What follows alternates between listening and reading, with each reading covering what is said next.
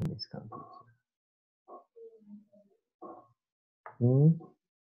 kita mulai aja ya. Bismillahirrahmanirrahim. Assalamualaikum warahmatullahi wabarakatuh. Nah, untuk pertemuan kali ini itu lebih ke bahas ini aja. Jadi, untuk pertemuan kali ini di manajemen keuangan itu kita kayak lebih mengenal aja sih, kayak overview gitu kan.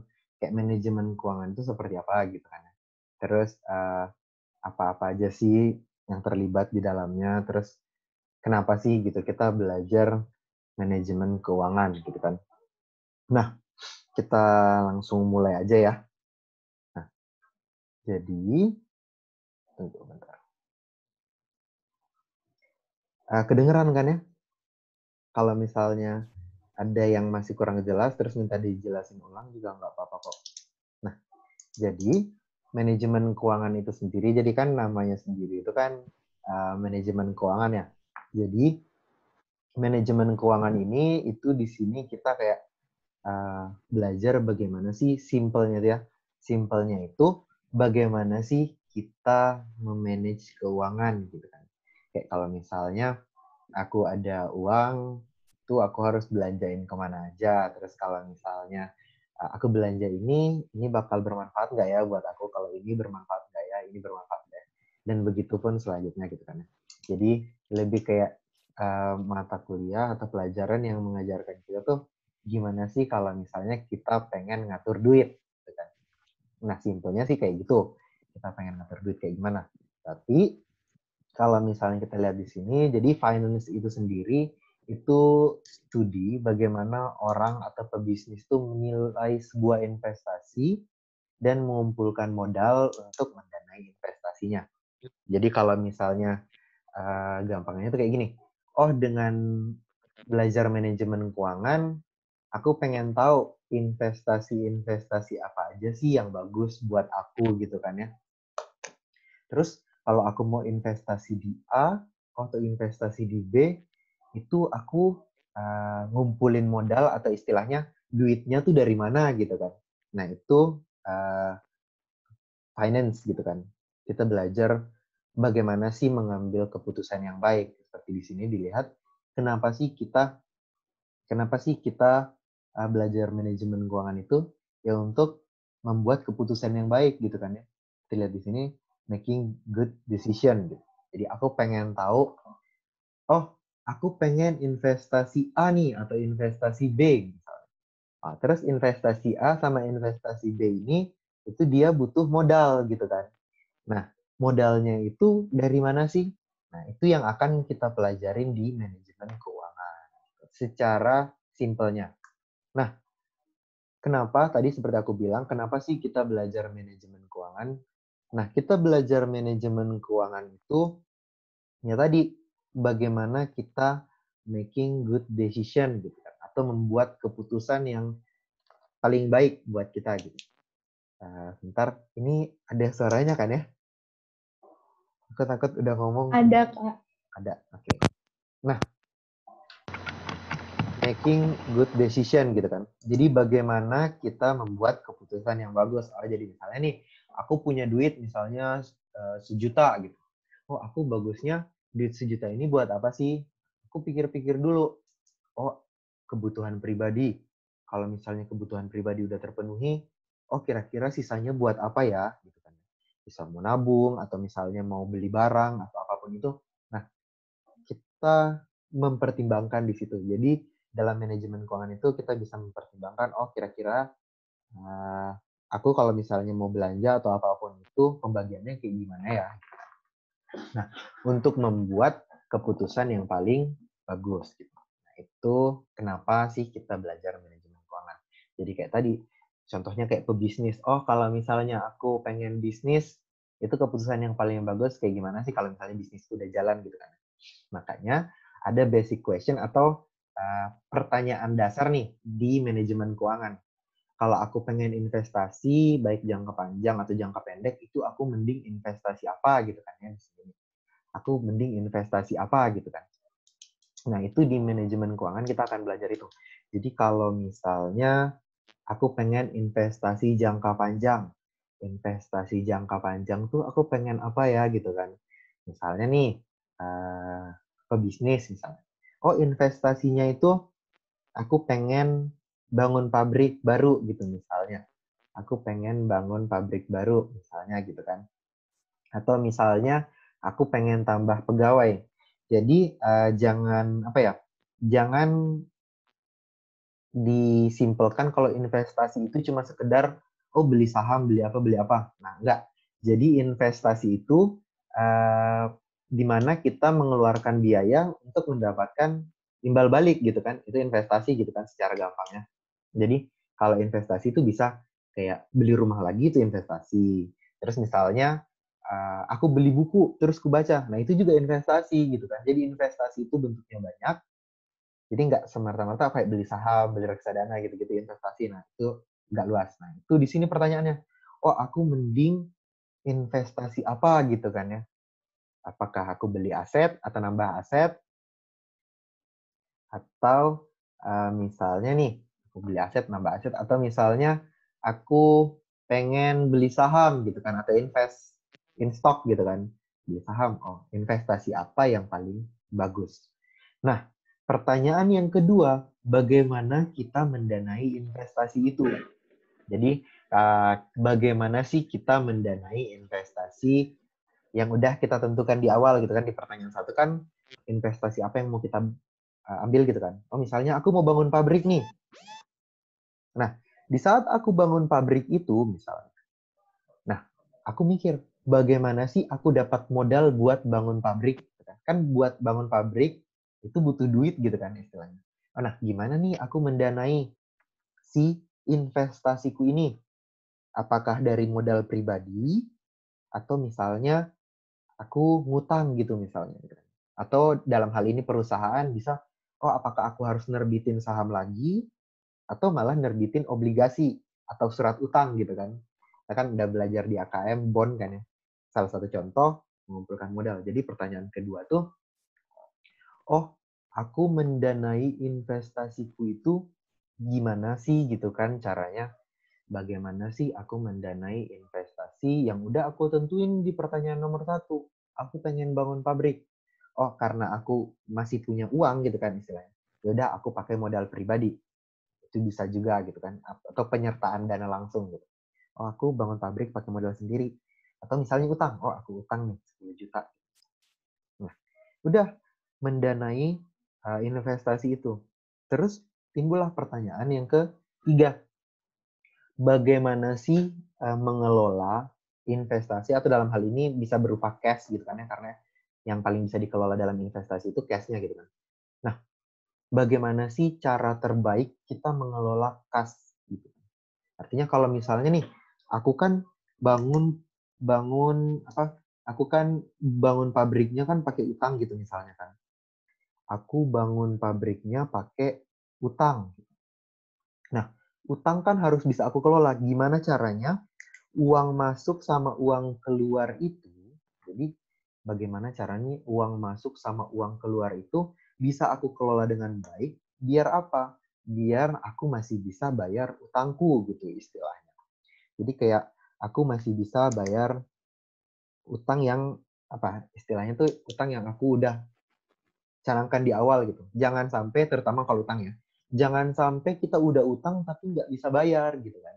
Makanya kita harus bisa bagaimana sih kita bisa mengelola operasi kita. Misalnya pabrik udah kita bangun, gimana caranya pabrik ini tetap menghasilkan biar dia bisa bayar utangnya gitu. Nah, itu pertanyaan dasar di manajemen keuangan. Yang intinya tuh sebenarnya di manajemen keuangan tuh kita cuma menjawab 3 pertanyaan ini. Oh, aku kalau misalnya pengen investasi, investasi apa gitu kan ya. Yang pertama, oh aku pengen beli saham atau misalnya aku pengen beli rumah atau apa gitu kan. Terus yang kedua, oh aku dapat duitnya dari mana ya gitu kan. Oh aku bisa minjem nih atau aku punya tabungan atau apa gitu. Jadi artinya kita mikir, oh duitnya dari mana gitu. Nah, terus yang ketiga, di saat kita udah buat investasi, udah ada utang dan lain-lainnya, kita bertanya-tanya, gimana sih kita bisa mengelola si investasi kita ini atau misalnya kas yang kita peroleh dan kita keluarkan itu kita kelola dengan baik, biar investasi kita tuh jadi bagus, jadi seenggaknya tuh aman gitu istilahnya. Nah itu pertanyaannya. Jadi kalau misalnya kayak aku bangun toko, misalnya. Aku bangun toko, nah tokonya itu modal dari utang gitu, misalnya sama uangku sendiri gitu misalnya. Nah, udah nih aku bikin toko isi perlengkap supplies gitu kan, atau barang-barang persediaan. Nah, gimana aku caranya ngelola operasi tokoku tuh biar jangan sampai persediaannya berlebihan, atau jangan sampai gimana caranya biar tokonya tetap laku, advertising dan lain-lain gimana gitu. Nah, itu bagaimana kita mengelola keuangannya. Baik pengeluaran-pengeluaran dan lain-lainnya seperti apa kayak gitu. Nah, sampai di sini dulu, ada yang mau ditanyakan nggak? Kalau misalnya ada yang ditanyakan, langsung aja. Kalau mau diketik juga nggak apa-apa. Kak, tadi mau tanya. Nah, tadi kan investasi kan bisa contohnya kan beli buku. Terus kakak tuh tadi jelasin definisi investasi secara gampang gitu, tapi aku belum nulis. Coba ulangin, Kak. Jadi investasi itu sebenarnya kayak gini. Kita mengeluarkan biaya atau misalnya tenaga gitu kan ya untuk mendapatkan imbal balik buat kita gitu. Nah, itu investasi secara gampang. Dan biasanya apa yang kita keluarkan di saat dia kembali itu lebih banyak. Nah, itu tuh investasi secara gampang. Jadi aku mengeluarkan uang atau tenaga bebas gitu kan. Terus aku dapat imbal balik. Contohnya kayak aku beli buku tadi, aku beli buku belajar gitu kan. Udah ngeluarin duit, beli buku belajar, terus aku ilmunya pakai kerja, dapat uang gitu. Nah, itu kan salah satu bentuk investasi kan.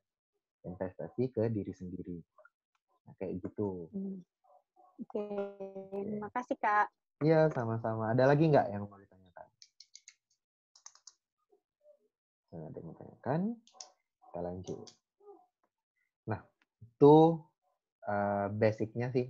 Pertanyaan dasar di manajemen keuangan tuh yang orang-orang tuh sering tanya, kalau aku investasi apa ya gitu kan. Terus kalau misalnya, aku nggak ada duitnya nih, duitnya dari mana gitu kan. Terus, aku nggak tahu nih ngatur duitku sehari-hari kayak gimana, kok kayaknya boros-boros terus gitu kan. Nah, itu tuh dijawab di manajemen keuangan. Jadi kayak misalnya nih, jadi manajemen keuangan ini tuh nggak semerta-merta kayak, oh manajemen keuangan tuh cuma ada di perusahaan-perusahaan misalnya. Jadi manajemen keuangan itu juga ada di kehidupan sehari-hari. Jadi kalau kayak misalnya kita dapat uang bulanan, kita anggap itu sebagai pemasukan. Terus uang bulanan itu kita alokasi ini. Oh sekian buat jalan-jalan, sekian buat makan, sekian buat beli-beli gitu kan, istilahnya beli apa gitu barang. Nah itu tuh bentuk kecil dari manajemen keuangan. Bagaimana kita mengelola kas. Itu salah satu bentuk manajemen keuangan gitu dasarnya. Nah, di manajemen keuangan itu ada 3 jenis bisnis gitu. Jenis bisnis atau misalnya 3 tipe perusahaan gitu. Ada perseorangan atau biasa kita sebut proprietorship, ada partnership, sama ada corporation, persekutuan sama korporasi gitu kan. Nah, kita masuk yang perseorangan. Jadi perseorangan itu apa sih sebenarnya? Jadi kalau misalnya perseorangan itu ya udah perusahaan yang didirikan oleh satu orang gitu kan. Di mana satu orang ini dia bertanggung jawab atas semua yang ada yang terjadi di usahanya. Utang usahanya berapa dia tanggung sendiri, keuntungan perusahaannya berapa dia nikmatin semuanya. Gampangnya kayak gitu. Jadi kayak perusahaan yang didirikan satu orang di mana dia bertanggung jawab atas semua keuntungan, kerugian, utang, dan aset yang ada di usahanya. Nah, contohnya perusahaan perseorangan ini, gampangnya misalnya nih, aku bikin akun Shopee terus jualan. Nah, itu tuh secara nggak langsung, secara simpelnya itulah perusahaan perseorangan gitu. Udah aku sendiri yang ngerjain gitu. Oh, gini, jual belinya, apanya, pencatatannya dan lain-lain aku kerjain sendiri. Nah, itu perusahaan perseorangan. Atau gampangnya tuh dimilikin sendiri. Nah, ada keuntungan dan kekurangan deh dari perusahaan perseorangan ini. Kalau misalnya kita lihat keuntungan yang pertama tadi, mudah didirikan. Jadi mudah didirikan nih maksudnya apa sih? Oh, kalau misalnya aku mau mulai usaha, itu gampang banget. Caranya gimana? Misalnya nih, aku punya duit, misalnya 2 juta. Aku pengen usaha apa ya? Misalnya, aku pengen usaha catering misalnya. Oh ya udah, aku beli bahan-bahan di pasar, terus masak, terus dibagi-bagi gitu kan ya, atau didistribusikan. Ya udah, itu kan cara gampangnya kayak gitu. Kayak karena kenapa dia gampang didirikan ya? Karena ya udah aku pengen usaha ya udah jadi gitu. Nggak ribet lah istilahnya. Itu yang pertama. Mudah dalam mendirikan usaha atau easy to start. Terus keuntungan yang kedua apa? Mudah dalam mengambil keputusan. Nah, mudah dalam mengambil keputusan ini itu maksudnya apa? Mudah dalam mengambil keputusan artinya gini. Karena dia yang punya cuma satu orang, gitu kan ya. Aku bebas dong. Misalnya nih aku punya usaha. Aku usahanya mau ditutup, mau dibuka, mau nambah, mau ngurang, ya terserah aku gitu kan ya. Kan aku yang punya gitu kan. Jadi kayak, oh mudah nih ambil keputusan. Aku nggak butuh, kayak misalnya ada pun orang yang saran ke aku, kalau aku nggak mau denger ya udah gitu. Itu yang kedua, keuntungannya mudah dalam mengambil keputusan. Gak ribet lah kalau misalnya, oh harus A, B, C, D. Aku nggak usah dengar siapa-siapa gitu. Tuh. Terus yang ketiga, itu dia pajak yang dikenakan atas usaha itu masih pajak perseorangan. Nah, pajak perseorangan ini keuntungannya apa? Jadi kan pajak perseorangan, kalau misalnya kita udah belajar perpajakan kan, pajak perorangan itu kan ya pasal 17 kan ya, tarif pasal 17 yang 5, 15, 20, 15, berapa lupa gitu kan. Pokoknya sekitar segitu gitu kan. Nah, pajak ini itu lebih kecil daripada pajak badan. Di mana pajak badan kan dulu langsung 25% gitu kan, 25% flat gitu langsung. Secara dari net income-nya langsung 25% pajaknya gitu. Tapi kalau misalnya pajak perseorangan, dia itu lebih dikit. Soalnya kan 5% dulu sampai dengan 50 juta. Terus 15% itu sampai dengan 250 juta gitu kan. 300 juta segitulah. Nah, itu keuntungannya. Jadi pajak yang dibayarkan itu kemungkinan lebih kecil. Nah, itu keuntungannya.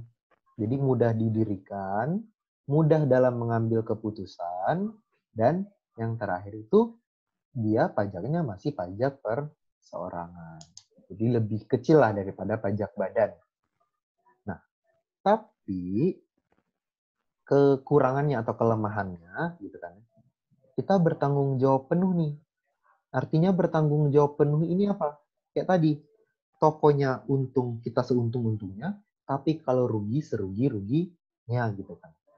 Misalnya nih, tokonya aku masukin modal 10 juta misal. Aku masukin modal 10 juta. Terus tokonya udah jalan 10 tahun, asetnya udah nyampe 1 miliar misal. Tiba-tiba tokonya kebakaran misalnya gitu. Nah, di saat tokonya kebakaran, kerugianku sebesar berapa? Enggak sebesar 10 juta doang kan, tapi seluruh toko yang aku miliki. Nah, itu artinya bertanggung jawab penuh. Artinya kemungkinan kerugianku itu semakin besar. Meskipun kita untung ngambil semua, tapi ya tadi, lebih banyak kekurangannya gitu. Ya lebih risky lah, atau lebih beresiko. Nah, itu bertanggung jawab penuh. Terus yang kedua, bisnis akan berhenti jika orangnya berhenti. Maksudnya apa sih? Bisnisnya berhenti jika orangnya berhenti. Misalnya nih, aku memutuskan untuk tutup toko. Ya udah, tokonya bakal tutup, nggak akan berlanjut gitu kan ya. Nah, itu yang pertama. Terus misalnya nih, pemilik tokonya meninggal misalnya. Ya udah nggak bisa dipindahin ke siapa-siapa gitu kan. Nah, itu kekurangannya juga. Terus kalau misalnya orangnya sakit, paling gampang deh orangnya sakit, ya udah tuh tokonya ikut tutup. Nah, itu maksud dari bisnisnya berhenti jika orang berhenti. Artinya apa ya? bisnisnya itu akan mengikuti si pemilik. Kalau si pemilik memilih untuk berhenti, berhenti. Kalau misalnya lanjut, ya lanjut gitu. Dan karena dia ngikutin orangnya, makanya di sini sebenarnya kekurangannya tuh yaitu umur dari usahanya itu terbatas. Umur usahanya terbatas. Jadi kayak ngikut-ngikut orang itu usahanya bisa berhenti kapan aja, gitu kan ya. Nggak ada jaminan bahwa usahanya akan jalan terus. Nah, itu yang kedua. Terus yang ketiga, susah pemodalan. Susah pemodalan tuh artinya gini. Oh, aku sulit nih ngumpulin modal. Kenapa? Karena yang ngumpulin modal cuma satu orang. Karena yang ngumpulin modal cuma satu orang, jadinya gimana? Jadinya, oh kalau misalnya kayak aku pengen usaha, duitku 10 juta misalnya. Ya udah, batas modalku ya 10 juta itu, kecuali aku minjem gitu kan. Itu susah pemodalan. Nah, itu kekurangan dari perusahaan yang jenisnya perseorangan. Ya, secara keuntungan lebih fleksibel menurut kita, tapi kekurangannya banyak gitu kan. Susah ngumpulin modal, terus kayak bisnisnya tuh nggak bisa lanjut-lanjut terus gitu kan. Terus kayak kalau misalnya rugi langsung bangkrut, ya kita nanggung seluruh kerugian gitu kan. Nah, itu perseorangan. Terus kita masuk ke partnership. Tapi sebelum masuk ke partnership, ada yang mau ditanyakan nggak?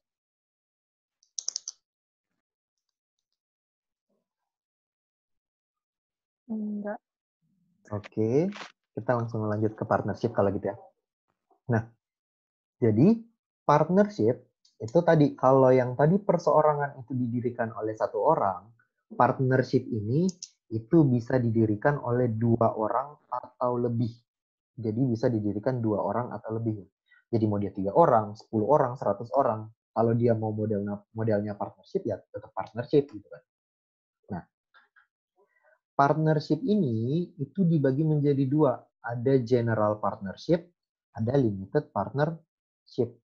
Nah, bedanya apa? Dalam general partnership, itu 2, misalnya nih partnernya ada si A dan si B.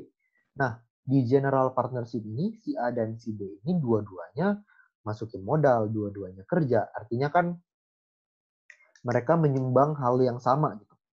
Sama-sama kerja, sama-sama ngumpulin modal gitu. Nah, atau ngumpulin modal doang nanti dikelola sama orang lain misalnya. Misalnya ada pegawai dan lain-lain. Nah, kalau limited partnership itu bedanya apa? Satu orang itu ngumpulin masukin modal, satunya itu kerja. Misalnya nih, jadi kayak oh aku akan modalin kamu, misalnya nih ada instruktur senam gitu misalnya. Tapi instruktur senam ini dia ya udah dia cuma punya skill doang gitu kan sebagai instruktur senam. Terus yang satunya punya gedung misalnya. Ya udah mereka kerjasama si A dan si B ini. Si A itu sebagai, misalnya kita ambillah si A itu sebagai yang punya gedung, si B yang punya skill, instruktur senam gitu kan. Oh si A sama si B ketemu. Itu kan kamu punya gudang yang nggak kepake gitu kan ya. Aku pakai buat jadi tempat senam gitu kan. Ya udah si A sama B itu sebenarnya membuat partnership. Bedanya apa? Satu orang mengumpulkan modal aja, yang satunya kerja secara langsung mengurus gitu. Ya bedanya sih itu doang. Jadi kalau misalnya kita lihat ya tergantung nanti kalau partnership kan kayak kita belajar di AKM atau pengakun, partnership itu kan tergantung kesepakatan partner kan, pembagian keuntungannya seperti apa. Nah, cuma bedanya general partnership itu kayak gitu. General sama limited partnership. Nah, kalau limited partnership ini yang punya modal ini disebut general partner, yang kerja disebut limited partner. Kebalik. Yang punya modal itu disebut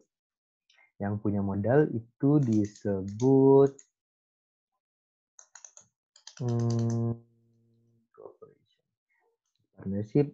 Oh, yang kerja itu general partner, yang punya modal itu limited partner.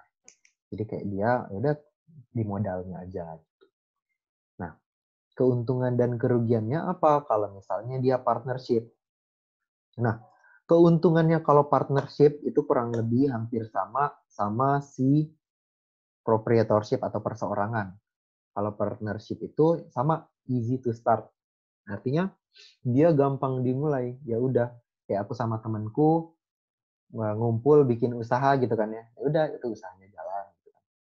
Aku sama temanku ngumpulin duit buat danusan misalnya. Itu kan salah satu bentuk partnership kan. Ini jalan gitu kan. Gampang gitu dalam pembuatannya. Terus yang kedua keuntungannya sama kayak yang si perseorangan ini. Pajaknya masih pajak perorangan. Soalnya kan keuntungannya langsung dibagi menjadi pendapatan masing-masing partner. Nah, itu yang kedua. Terus yang ketiga, modalnya mudah. Nah, ini bedanya perseorangan sama partnership. Kalau partnership itu modalnya mudah. Kenapa? Karena tadi dia kan bisa terdiri dari 2 orang atau lebih gitu kan. 2 orang atau lebih. Nah, dari 2 orang atau lebihnya ini, nah dia bisa punya modal yang bisa kita katakan nggak terbatas gitu kan. Kalau dia partnernya ada 2 misalnya, jadi partnershipnya terdiri dari 2 orang, ya udah modalnya berasal dari orang 1 dan orang 2 gitu kan. Kalau misalnya ada 10 ya udah berasal dari semuanya. Artinya lebih gampang ngumpulin modal lah daripada seorangan yang terbatas pada kemampuannya sendiri. Nah, tapi kekurangannya kalau partnership itu susah ganti pemilik. Maksudnya apa sih susah berganti kepemilikan tuh? Jadi kan kita tahu di saat dia bentukannya partnership, kalau misalnya ada partner masuk atau partner keluar yang berhenti, perusahaannya harus dilikuidasi atau dibubarkan, nanti bikin baru lagi. Artinya partnership itu secara struktur itu secara sistem itu lebih ribet. Kenapa? Karena tadi harus likuidasi dulu, kalau partner baru masuk harus bikin baru lagi. Karena kan misalnya kita buat nih A dan B partnership, tapi B keluar diganti sama C, masa namanya tetap A sama B partnership gitu kan. Nah, itu susah berganti kepemilikan. Terus yang kedua di sini bertanggung jawab penuh, sama kayak di atas. Kalau partnership itu dia masih bertanggung jawab penuh atas modal yang dimilikinya. Jadi kayak rugi ditanggung bersama, keuntungan ditanggung bersama gitu kan. Kalau misalnya barangnya atau misalnya modalnya rusak atau hilang gitu, itu ditanggung bersama semua. Nah, itu kekurangannya. Terus ada satu lagi, lupa di sini aku nulisnya, dia lebih sulit mengambil keputusan. Jadi tadi, karena kalau yang perseorangan dia 1 orang doang, kan gampang ya ngambil keputusan. Tapi kalau partnership, dia itu lebih ribet kalau ngambil keputusan. Kenapa? Karena harus sepakat dong. Kalau misalnya aku kerja sama-sama si B, jadi keputusan yang selalu kita ambil harus sepakat antara aku sama si B. Nggak bisa ngambil keputusan sepihak. Itu partnership. Tapi tergantung lagi sih partnershipnya kayak gimana. Artinya kan tergantung kesepakatannya gitu. Tapi itu termasuk salah satu kekurangannya. Sulit dalam mengambil keputusan. Kayak gitu. Nah, sampai di sini partnership ada yang mau ditanyakan nggak?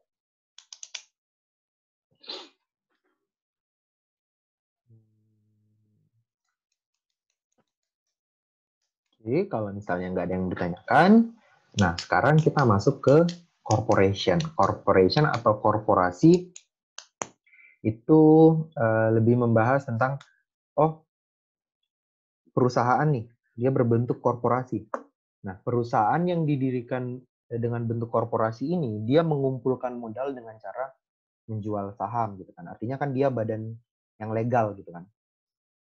Nah, keuntungannya apa? Karena dia korporasi, nah tanggung jawabnya beda sama partnership sama perseorangan. Kalau perseorangan tanggung jawabnya penuh atas semua aset yang ada gitu kan, atau partnership pun kayak gitu. Kalau korporasi, jadi kan pemilik korporasi itu siapa sih sebenarnya? Itu kan pemegang saham gitu kan. Nah, pemegang saham ini itu tanggung jawabnya terbatas pada modal yang disetor. Maksudnya gimana sih gitu kan ya?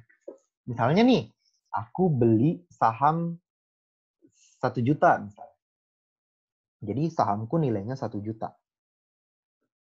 Nah, tapi perusahaannya itu kalau dinilai seluruhnya dia 1 miliar misalnya.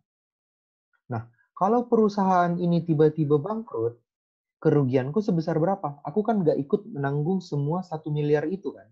Kerugianku sebesar berapa? Ya udah sebesar yang aku setor di awal, 1 juta itu gitu. Artinya kan tanggung jawabku terbatas hanya pada uang yang aku setor. Jadi kan kayak gitu. Terus yang kedua, umur perusahaan itu tidak tergantung pada pemilik.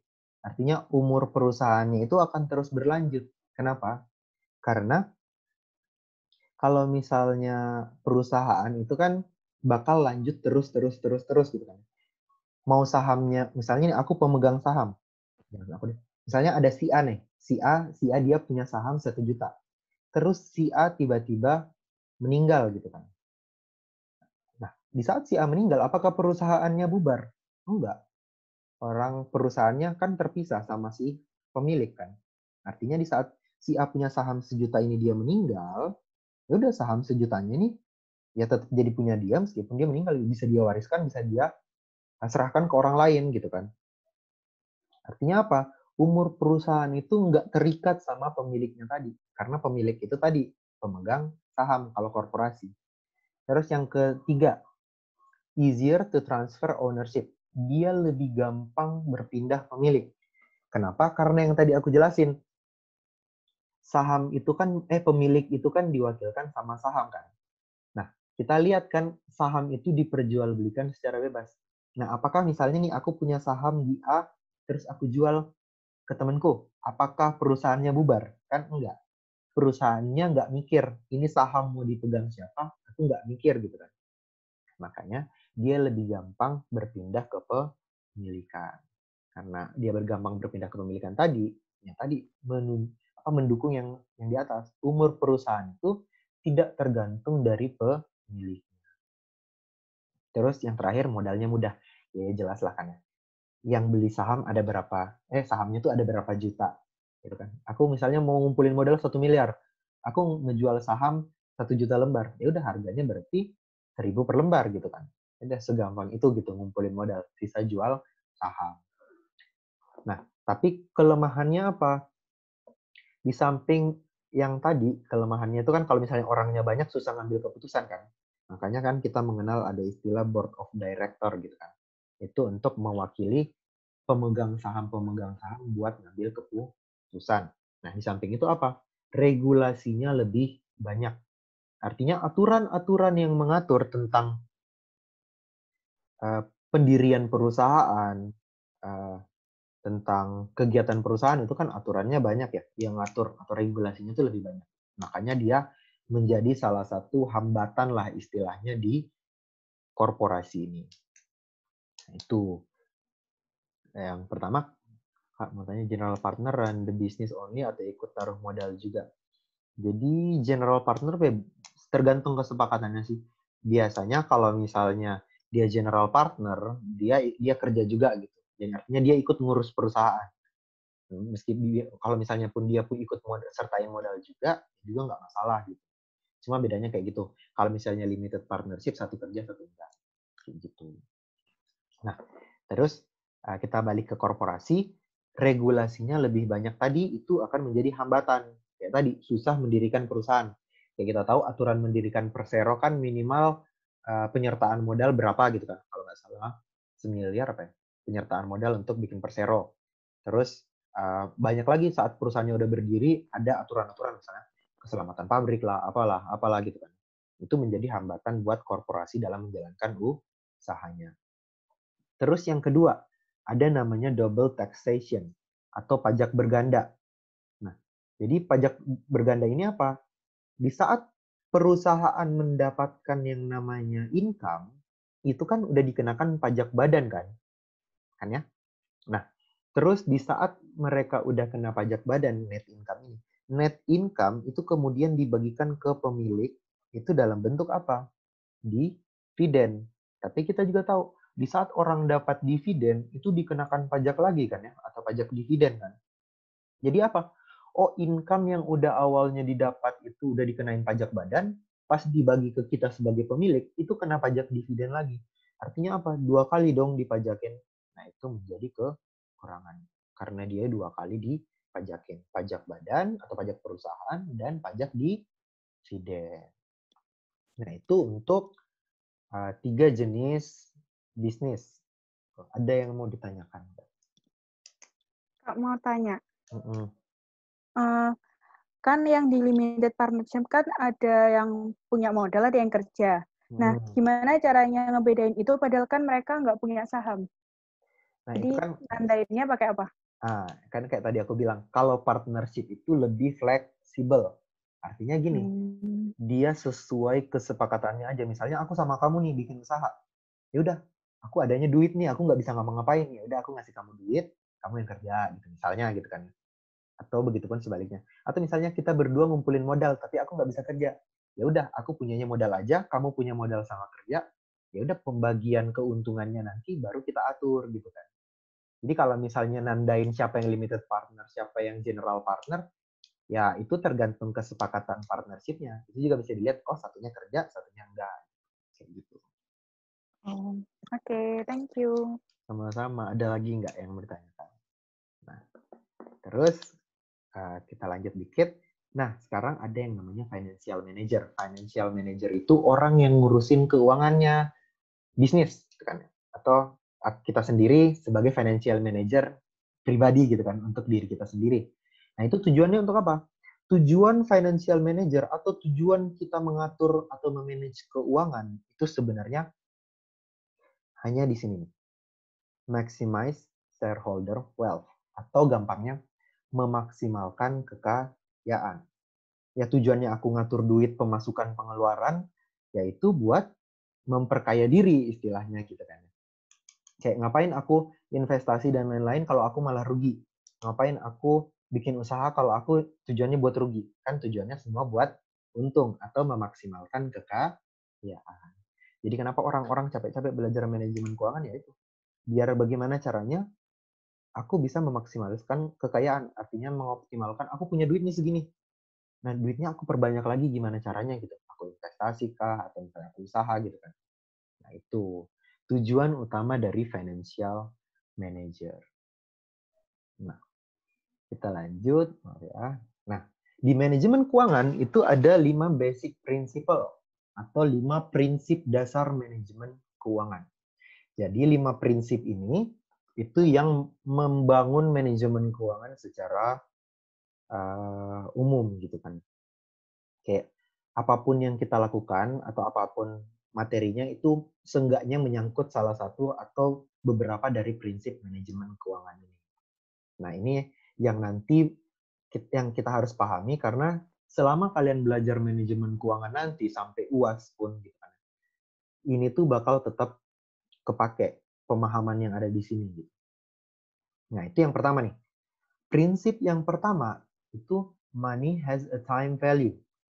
Oh, uang itu ada nilai waktunya. Penjelasannya apa sih gitu kan?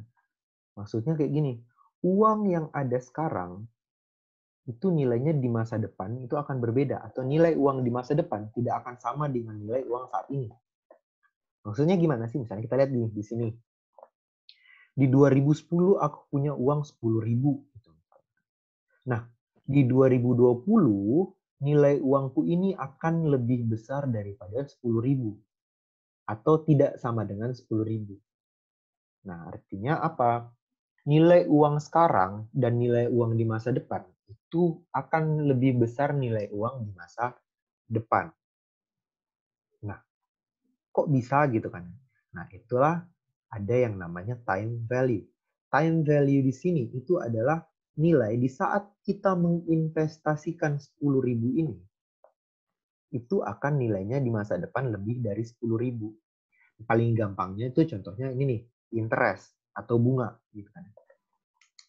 Sekarang, apa syaratnya biar kita bisa dapat bunga selain kita punya uang? Harus ada waktunya gitu kan ya. Nggak mungkin kan aku dapat bunga tahunan tapi belum setahun aku udah dapat bunganya kan nggak mungkin kan ya. Nah, dengan bunga ini nilai uangku nanti bisa lebih dari 10.000. Nah, itu prinsip atau konsep dari time value of money. Nanti akan kita bahas di pertemuan selanjutnya. Tapi di sini disebutin money has a time value. Nilai uang saat ini itu akan berbeda dengan nilai uang di masa depan. Biasanya di masa depan nilai uang pasti akan selalu lebih besar. Disebabkan oleh apa? Di saat kita investasi, kita bisa dapat bunga. Gitu kan. Terus disebabkan apa lagi? Ada yang namanya inflasi. Gitu kan. Dan lain-lainnya. Jadi kalau misalnya pun uang ini kita nggak investasikan, di saat ada inflasi, nilai uang ini akan berubah. Gitu. Jadi nilai uang di masa depan tidak akan sama dengan nilai uang saat ini. Money has a time value. Itu prinsip yang pertama. Sampai di sini ada yang bertanyakan nggak di prinsip yang pertama? Nggak ada, kita lanjut ya. Nah, selanjutnya itu yang kedua, there is a risk-return trade-off. Artinya apa? Akan selalu ada trade-off antara risk dan return. Artinya apa? Di sini nih, kita bisa menganalogikan resiko itu akan sama dengan return. Di mana di saat resikonya bertambah, return-nya juga bertambah. Di saat resikonya turun, return-nya juga turun. Nah, kenapa sih prinsip ini kayak gini gitu kan? Karena logikanya kayak gini. Gampangnya, orang nggak mau melakukan sesuatu yang berbahaya kalau nggak dibayar mahal, gitu kan ya. Aku nggak mau kerja banyak-banyak kalau misalnya nggak dibayar sesuai usahaku kerja gitu kan. Gampangnya seperti itu. Nah, di saat resiko pekerjaan lebih besar daripada risiko pekerjaan besar, orang itu cenderung mengharapkan pendapatan yang besar. Kayak sini, nggak ada orang yang mau susah tapi dibayar murah, gitu kan. Gampangnya sih kayak gitu. Bahwa akan selalu ada. Kita nggak bisa memilih, oh resikonya kecil, tapi returnnya naik. Kita nggak akan bisa milih seperti itu.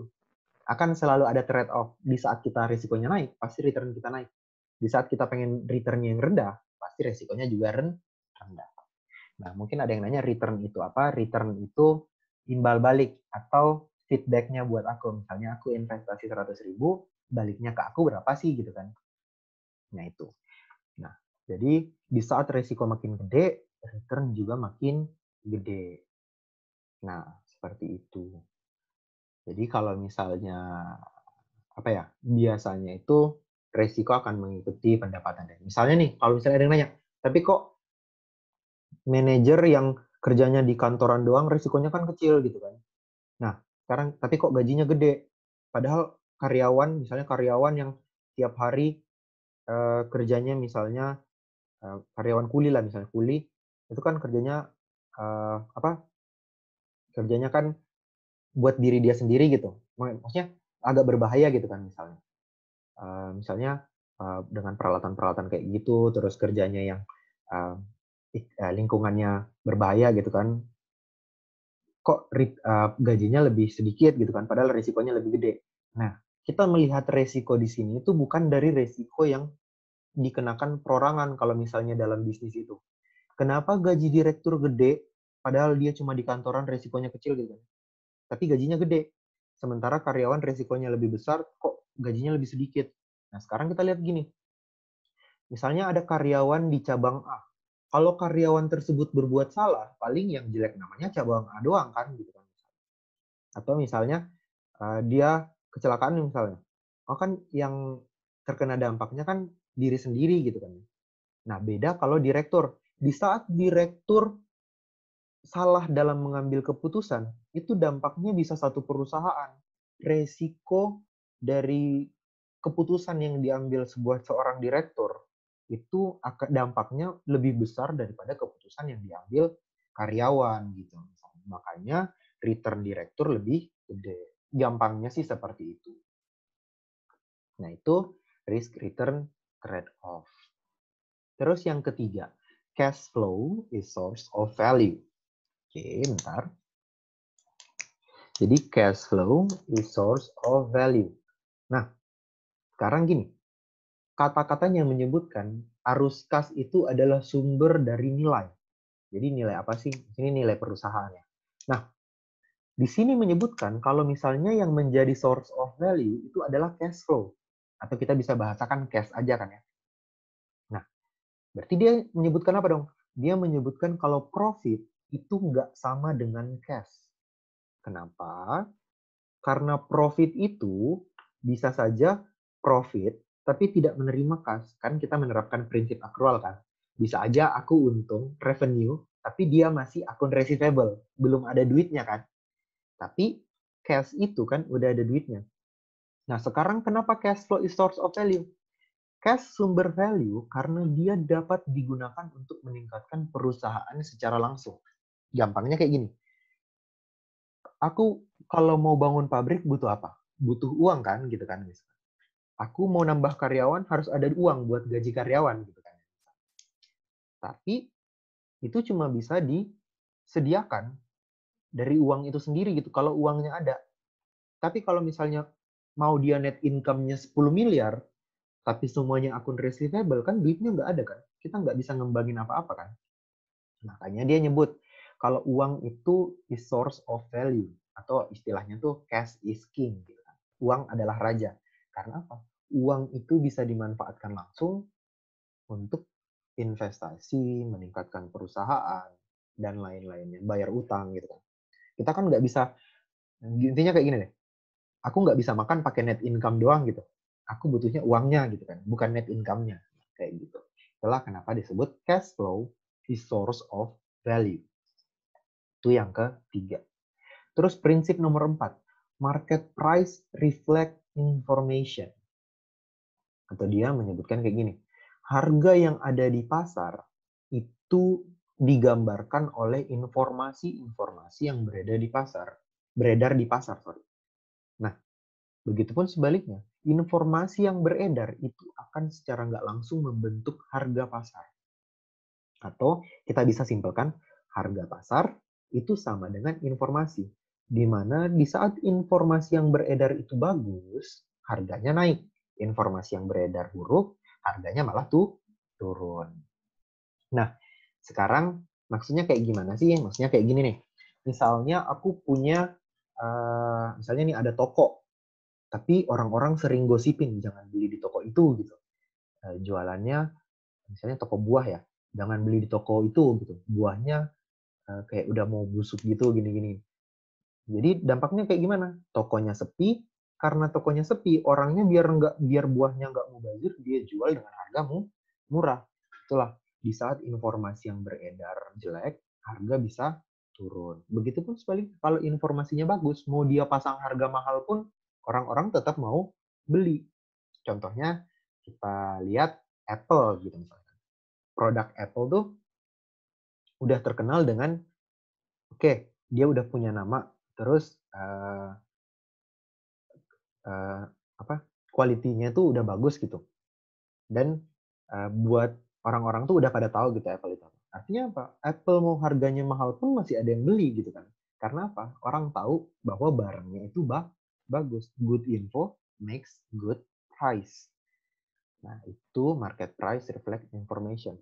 Kalau misalnya pun sebaliknya, harga menggambarkan info. Misalnya gini, oh harganya mahal. Kok harganya mahal ya? Kalau kita lihat, kalau kita tahu harganya mahal, biasanya harusnya barangnya bagus gitu kan. Nah, makanya good price biasanya menggambarkan good quality gitu kan. Biasanya ya, meskipun ada juga yang harganya mahal tapi kok jelek gitu kan.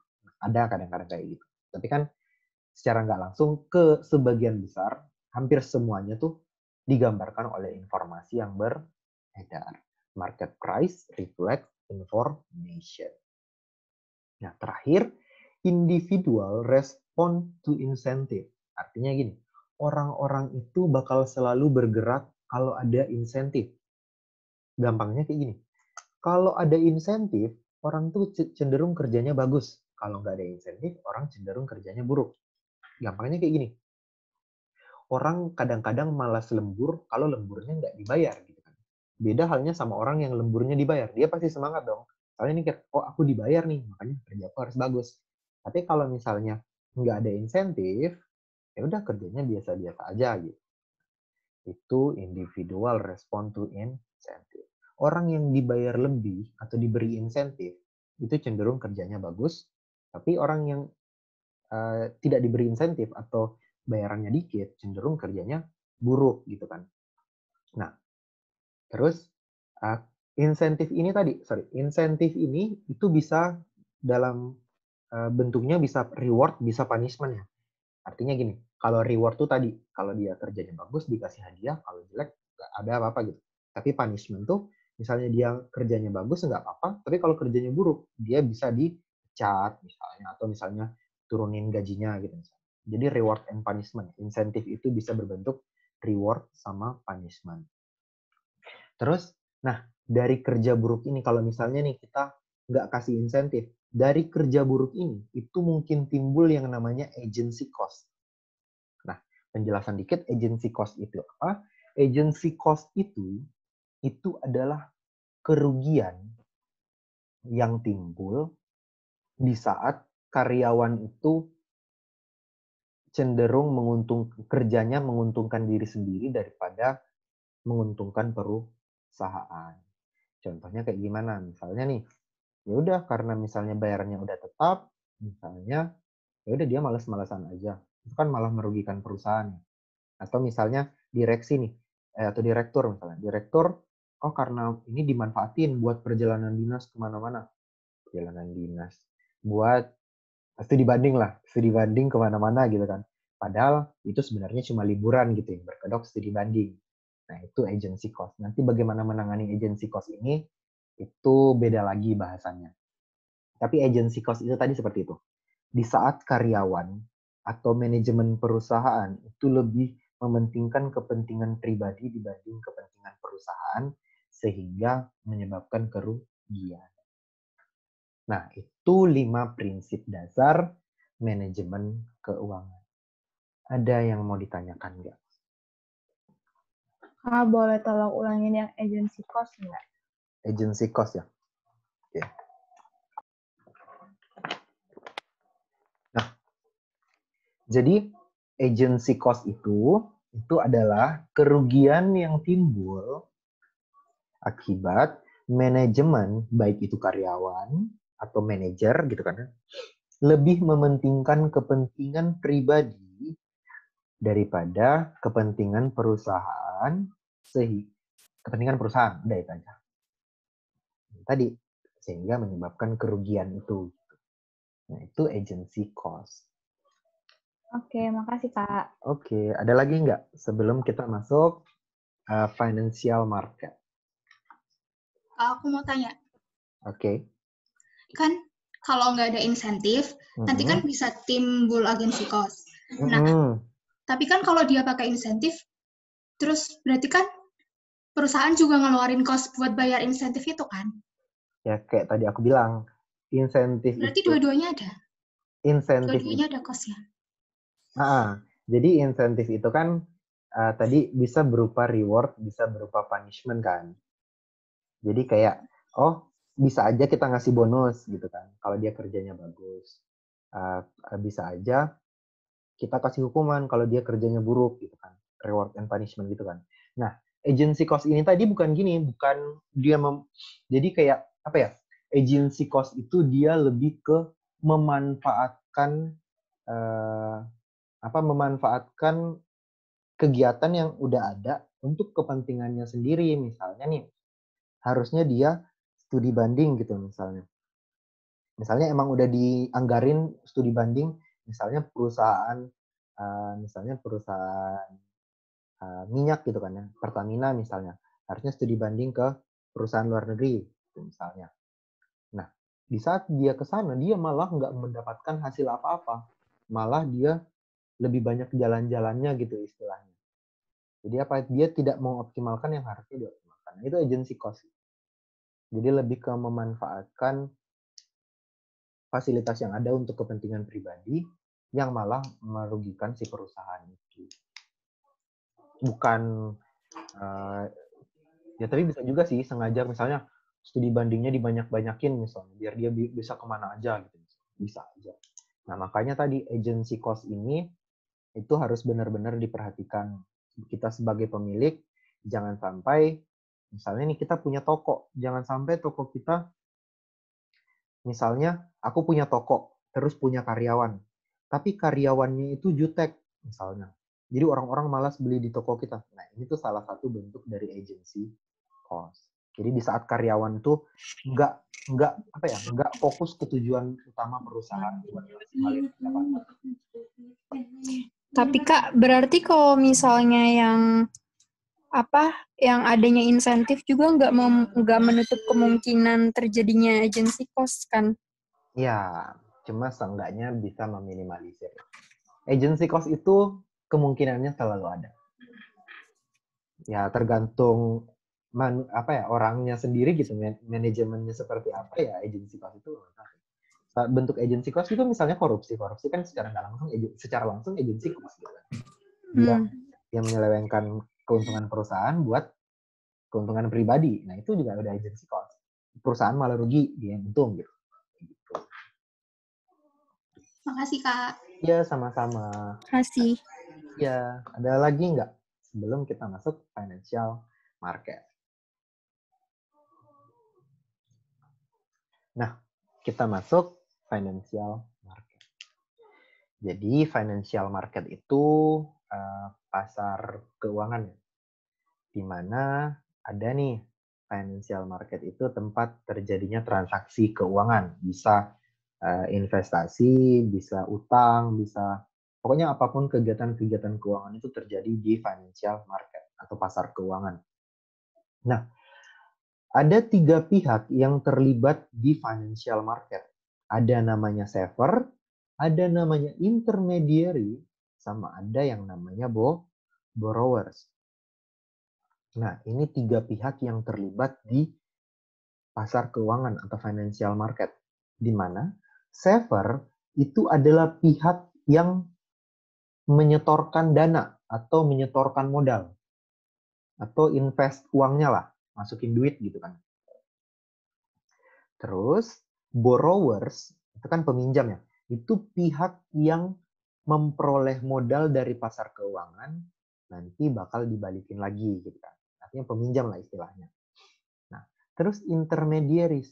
Intermediaries inilah pihak yang menghubungkan antara saver, dia masukin duit, disampaikan ke borrower, terus nanti borrower itu ngasih return melalui intermediaries langsung ke saver. Nah, intermediaries ini apa?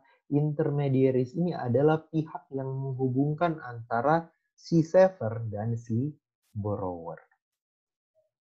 Kayak gitu. Nah, sampai sini 3 pihak ini ada yang mau ditanyakan nggak? Belum aku jelasin lebih lanjut. Nanti aku bakal jelasin lebih lanjut mengenai intermediaries. Tapi, saver ini itu biasanya, bukan biasanya sih, emang biasa kita sebutnya investor atau orang yang naruh uangnya untuk diinvestasikan.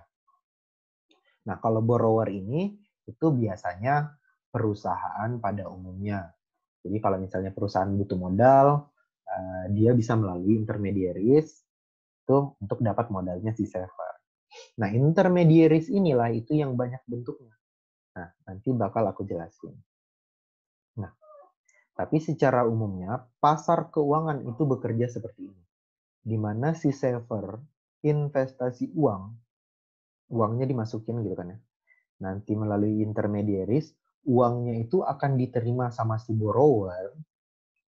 Udah, si borrower ini bakalan ngelola duitnya. Dia bakalan ngelola duitnya sampai dia punya untung, baru dia balikin ke si saver lagi melalui intermediaries. Nah, nanti misalnya nih si saver investasi 10.000, nyampe ke borrower, diputar lagi nanti baliknya bakal lebih dari 10.000. Kayak gitu. Nah, itu financial market secara umum, di mana saver invest duit, disalurkan oleh intermediaries, diterima borrower, return-nya balik lagi ke si saver. Nah, itu cara kerja financial market secara umum. Ada yang mau ditanyakan nggak untuk financial market? Terus Kak, jumlah yang diinvestasikan, misalnya kalau misalnya si saver menginvestasikan 10.000, kan nanti si intermediaries juga ngasih ke borrowersnya 10.000, terus nanti si intermediaries itu dapat keuntungan atau profit dari mana? Oke, kalau misalnya kita udah ngomongin intermediaries, itu ngambil untungnya dari mana? Jadi ada yang namanya, aku jelasin dulu ya. Nah, sebelum masuk ke sini, kita masuk ke financial intermediaries dulu. Sorry. Nah, financial intermediaries itu dibagi menjadi dua kelompok utama. Ada commercial bank, ada non-bank. Nah, commercial bank ini atau bank komersil itu seperti yang biasa kita temuin, Mandiri, BRI, BCA, gitu kan ya, Bukopin. Nah, itu commercial bank. Kalau non-bank itu terbagi-bagi lagi. Kalau non-bank itu sebenarnya cuma 4 ya. Yang ini nggak masuk, yang 3. Mutual fund ke bawah itu nggak masuk. Intermediaries. Oh ya, nggak, yang mutual fund sama hedge fund doang, sorry. Mutual fund sama hedge fund doang, dia nggak masuk ke non-bank. Nah, ada financial service company, insurance company, sama ya, bentar. Financial service company, ini nggak masuk. Yang masuk ini dong. Jadi ada financial service company, insurance company, investment bank, private equity firms, ada juga kadang investment corporation juga, company juga ada. Nah, non-bank, kalau commercial bank kan tadi kayak aku bilang, itu kayak Mandiri, BRI, BCA gitu kan. Kalau non-bank itu terbagi-bagi lagi. Nah, kalau financial service company ini, dia perusahaan yang menyediakan jasa keuangan. Jasa keuangan itu contohnya penyediaan jasa kredit, gitu kan, jasa kredit atau pembiayaan, peminjaman uang, gitu kan. Mungkin kalian pernah dengar perusahaan namanya Adira, gitu kan ya, Adira Finance, pernah dengar kan ya? Nah, Adira Finance itu salah satu bentuk perusahaan financial service. Jadi dia menyediakan jasa, kalau misalnya kita mau beli motor, kita kredit melalui Adira. Gitu. Terus ada insurance company. Insurance company ini dia perusahaan asuransi gitu kan ya.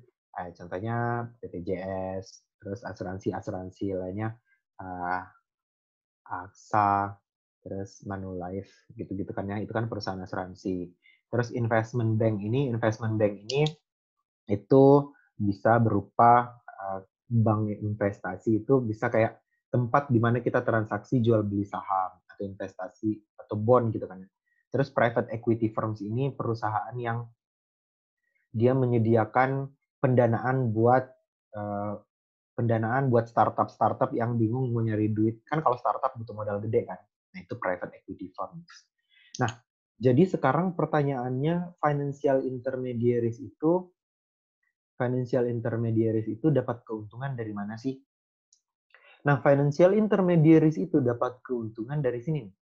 Ada yang namanya administration fee, broker fee, atau selisih antara bunga tabungan dan bunga pinjaman. Kalau misalnya kita di perusahaan, misalnya nih, bank, kita ambil contoh bank dulu.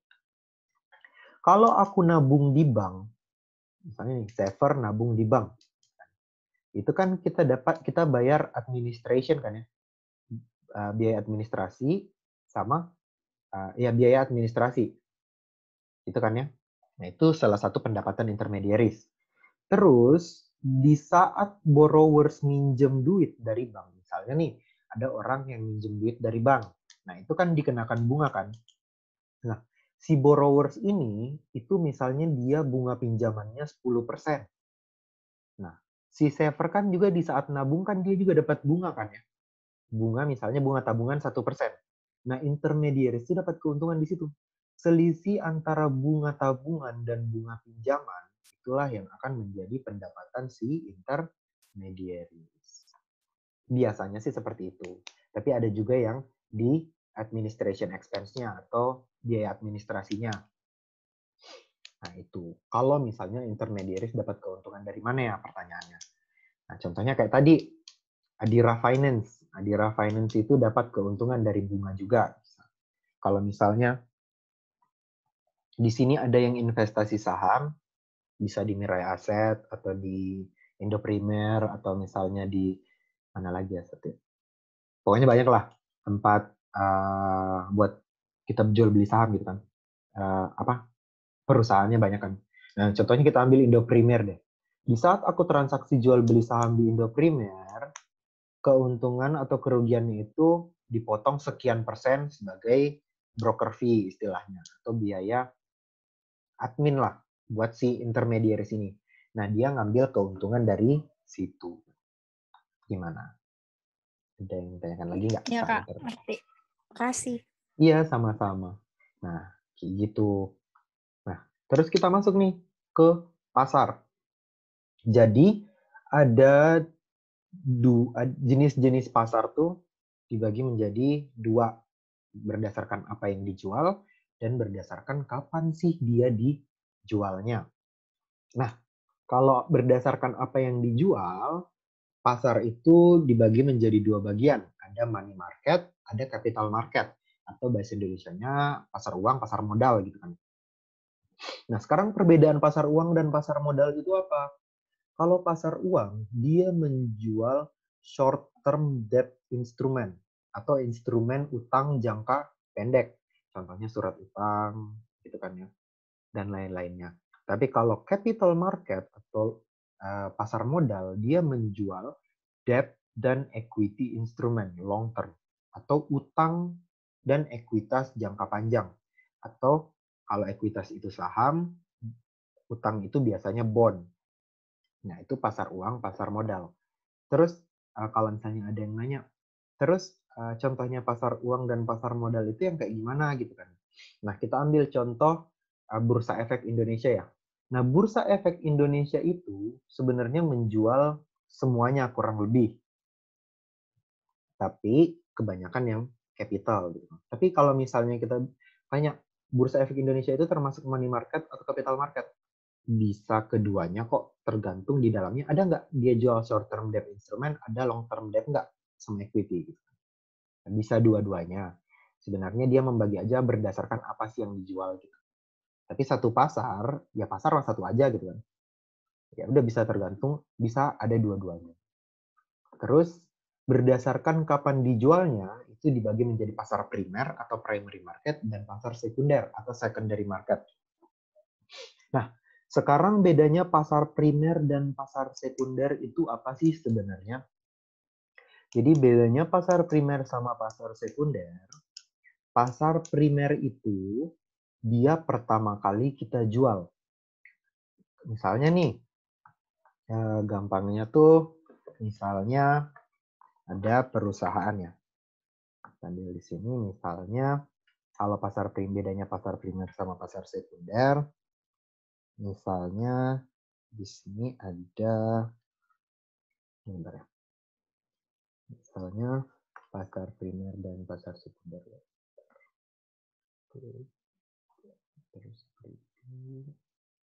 Oke. Misalnya ada, misalnya ini perusahaan nih, misalnya perusahaan, gitu kan ya. Misalnya itu perusahaan, gitu kan. Nah, perusahaan ini, ya di sini nulisnya. Misalnya nih, ada perusahaan. Bedanya pasar primer sama pasar sekunder. Kalau pasar primer nih misalnya ada perusahaan. Misalnya ada perusahaan gitu kan ya. PT gitu kan. PT A gitu misalnya. Misalnya PT A. Terus dia jual sahamnya ke investor si A gitu misalnya. Kan investor A gitu misalnya. Nah, di saat si perusahaan ini jual saham pertama kali atau biasa kita sebut IPO gitu kan ya, atau initial public offering, disinilah si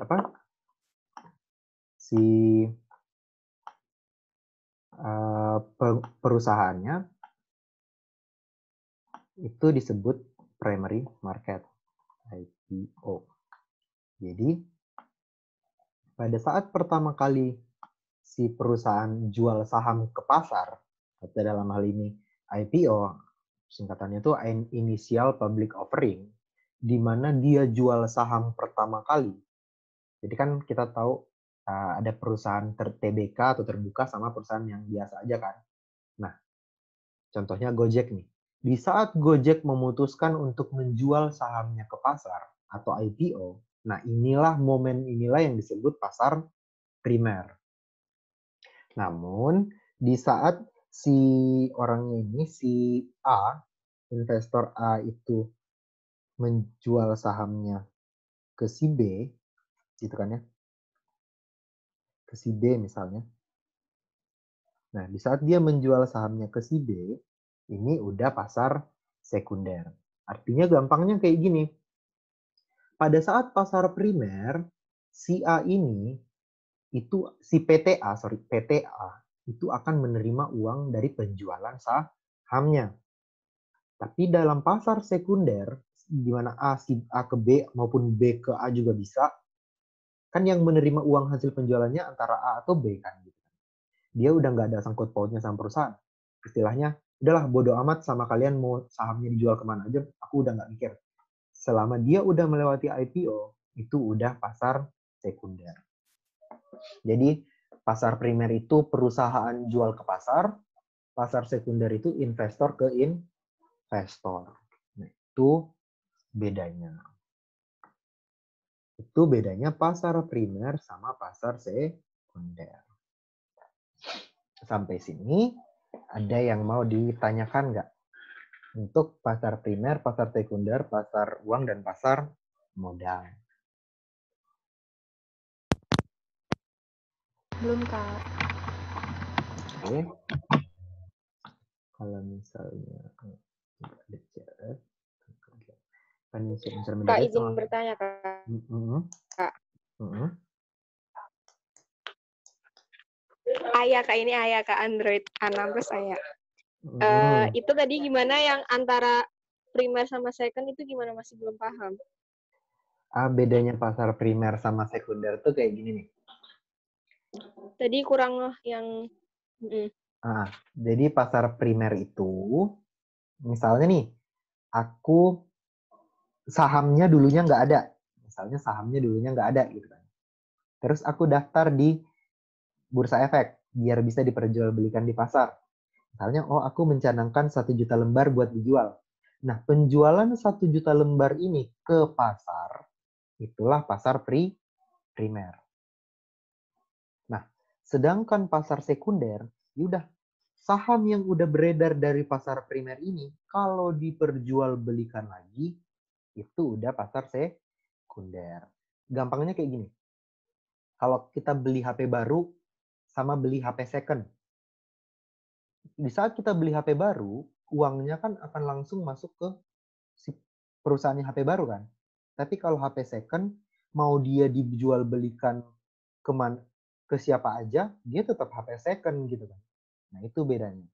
Saat pertama kali jual atau initial public offering, itu disebut primary market. Tapi di saat dia udah ada di pasar, beredar, diperjualbelikan di pasar, itu udah secondary market.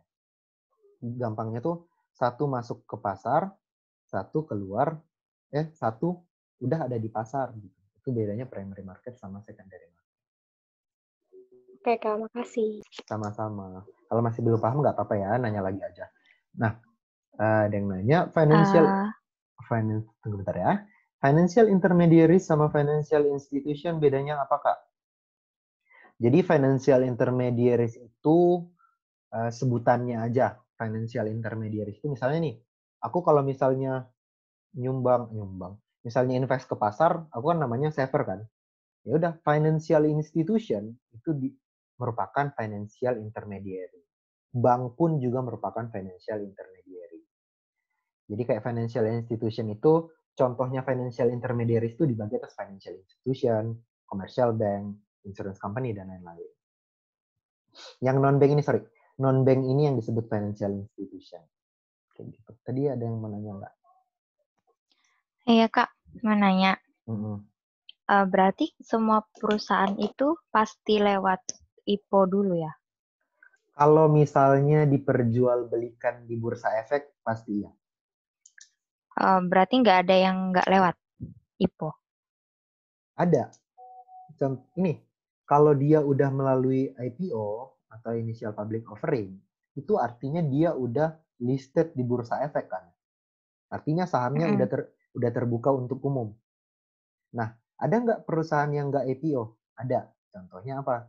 Misalnya kita lihat nih Gojek. Gojek sahamnya diperjualbelikan secara umum nggak? Nggak kan ya? Karena dia belum masuk pasar. Nah, itu dia belum melalui yang namanya primary market. Jadi di saat sewaktu-waktu Gojek memutuskan untuk jual saham di Bursa Efek, nah itu pasti pada saat penjualan pertama kali, itulah yang disebut primary market. Kalau misalnya aku nih punya saham, misalnya aku punya saham BCA, aku jual lagi, itu udah secondary. Mau dia, soalnya kan apa? Soalnya si BCA kan udah listed ke bursa dari berapa tahun yang lalu, gitu kan. Jadi aku pasti udah dapat secondary aja, gitu. Bahkan saham yang dibeli oleh perusahaan itu sendiri itu tetap secondary, karena dia istilahnya belinya barang second, gitu kan. Kayak gitu. Ada lagi nggak yang Oke, Kak, makasih ya. Kalau misalnya nanya, terus kalau misalnya kita beli orang-orang yang punya saham, kayak misalnya punya saham Gojek, terus beli saham Gojeknya di mana gitu kan ya? Itu mereka melalui ya mendatangi langsung gitu kan. Paling misalnya kalau aku mau beli saham Gojek, ya udah aku ke kantornya Gojek, ngomongin bisnis, mau beli sahamnya gitu. Aku ngomong ke pemiliknya langsung gitu kan. Soalnya yang punya saham siapa? Pemilik perusahaan. Itu namanya direct purchase. Jadi aku beli langsung ke pemegang sahamnya langsung, nggak melalui intermediaries, nggak melalui pasar, langsung ke pemiliknya. Itu bisa kok seperti itu. Nah, terus kita masuk, udah habis sih sebenarnya. Makanya aku bingung tuh nambah lagi nggak ya? Untuk pertemuan selanjutnya dimasukin ke sini aja kayaknya. Nah, kita masuk type of securities. Jadi securities itu apa sih? Atau sekuritas ya, bahasa Indonesia itu sekuritas. Sekuritas itu apa? Sekuritas itu adalah produk yang diperjualbelikan atau diperdagangkan di pasar keuangan. Contohnya apa? Contohnya saham, surat utang, obligasi. Nah, itu semua merupakan sekuritas. Produk yang diperjualbelikan di pasar modal. Nah, sekuritas itu sendiri, jadi sekuritas itu dibagi menjadi dua. Ada debt securities sama equity securities. Kalau debt securities itu instrumen utang atau sekuritas utang, contohnya obligasi, surat utang, surat berharga negara, biasa disebut juga treasury bills. Surat utang pada umumnya itu debt securities. Nah, kalau equity securities itu dibagi menjadi dua. Ada common stock atau share capital ordinary, dan ada preferred stock atau share capital preferred. Jadi ada dua jenis saham yang diperjualbelikan, common dan preferred.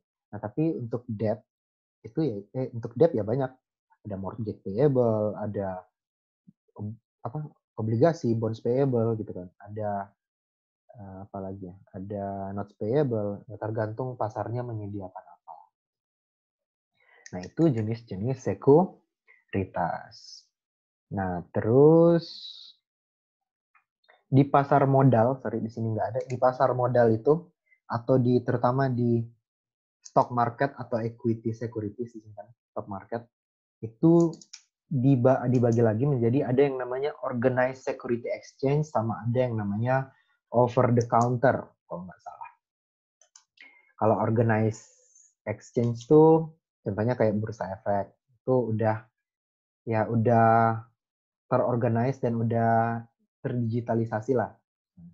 Kayak kita dari rumah pun bisa beli saham gitu. Nah, itu pasar yang udah organized.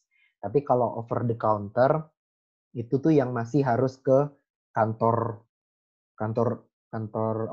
bursanya lah istilahnya buat beli saham. Nah, itu over the counter sesuai namanya, itu masih melalui counter gitu untuk beli saham. Nah, terus tadi aku lupa bahas yang ini nih, mutual fund, hedge fund gitu kan ya. Nah, mungkin kalian pernah dengar istilah reksadana. Reksadana inilah yang disebut mutual fund. Nah, reksadana ini itu salah satu sekuritas, tapi dia campuran. Nah, reksadana itu kan reksadana itu adalah produk keuangan atau sekuritas yang terdiri dari beberapa sekuritas yang dikelola oleh yang namanya manajer investasi. Jadi itu maksudnya, itu disebut reksadana. Jadi reksadana ini itu kumpulan aset sekuritas campuran yang dikelola oleh manajer investasi. Terus gunanya buat apa sih? Gunanya buat apa kita buat saham campur-campuran gitu kan ya? Ya itu sebenarnya semata-mata untuk apa ya? Semata-mata untuk nanti bakal kita pelajarin di dua pertemuan berikutnya, itu untuk diversifikasi istilahnya, untuk meminimalisir resiko. Kayak gitu. Itu mutual fund. Nah, terus reksadana ini kayak gitu reksadana, terus hedge fund itu atau dana lindung itu contohnya kayak apa ya? Kalau hedge fund itu contohnya in real life-nya seperti apa? Itu menonton berdasarkan regulasi mengutus pernah work investment objective based on financial overall performance. Jadi dia mirip-mirip reksadana. Aku sendiri nggak tahu contohnya nyatanya kayak gimana. Dia mirip-mirip reksadana tapi lebih beresiko aja sih katanya. Ya padahal harusnya kan reksadana meminimalisir resiko gitu. Cuma hedge fund ini lebih beresiko gitu karena dia aturannya juga lebih dikit. Kurang lebih kayak gitu sih. Nah, hedge fund ini nggak terlalu ini sih. Soalnya bahasan-bahasan yang di bab 2 ini itu banyakan teori ya. Jadi kayak banyakan misalnya kalau UTS atau UAS tuh banyakan keluar di pilihan ganda sih sebenarnya. Kayak gitu. Paling di esai ya tadi menjelaskan financial market seperti apa atau 5 prinsip dasar manajemen keuangan itu kayak gimana. Kayak gitu sih. Nah, itu. Ada yang mau ditanyakan lagi nggak? Kalau misalnya ada yang kurang jelas, aku jelasin lagi nggak apa-apa.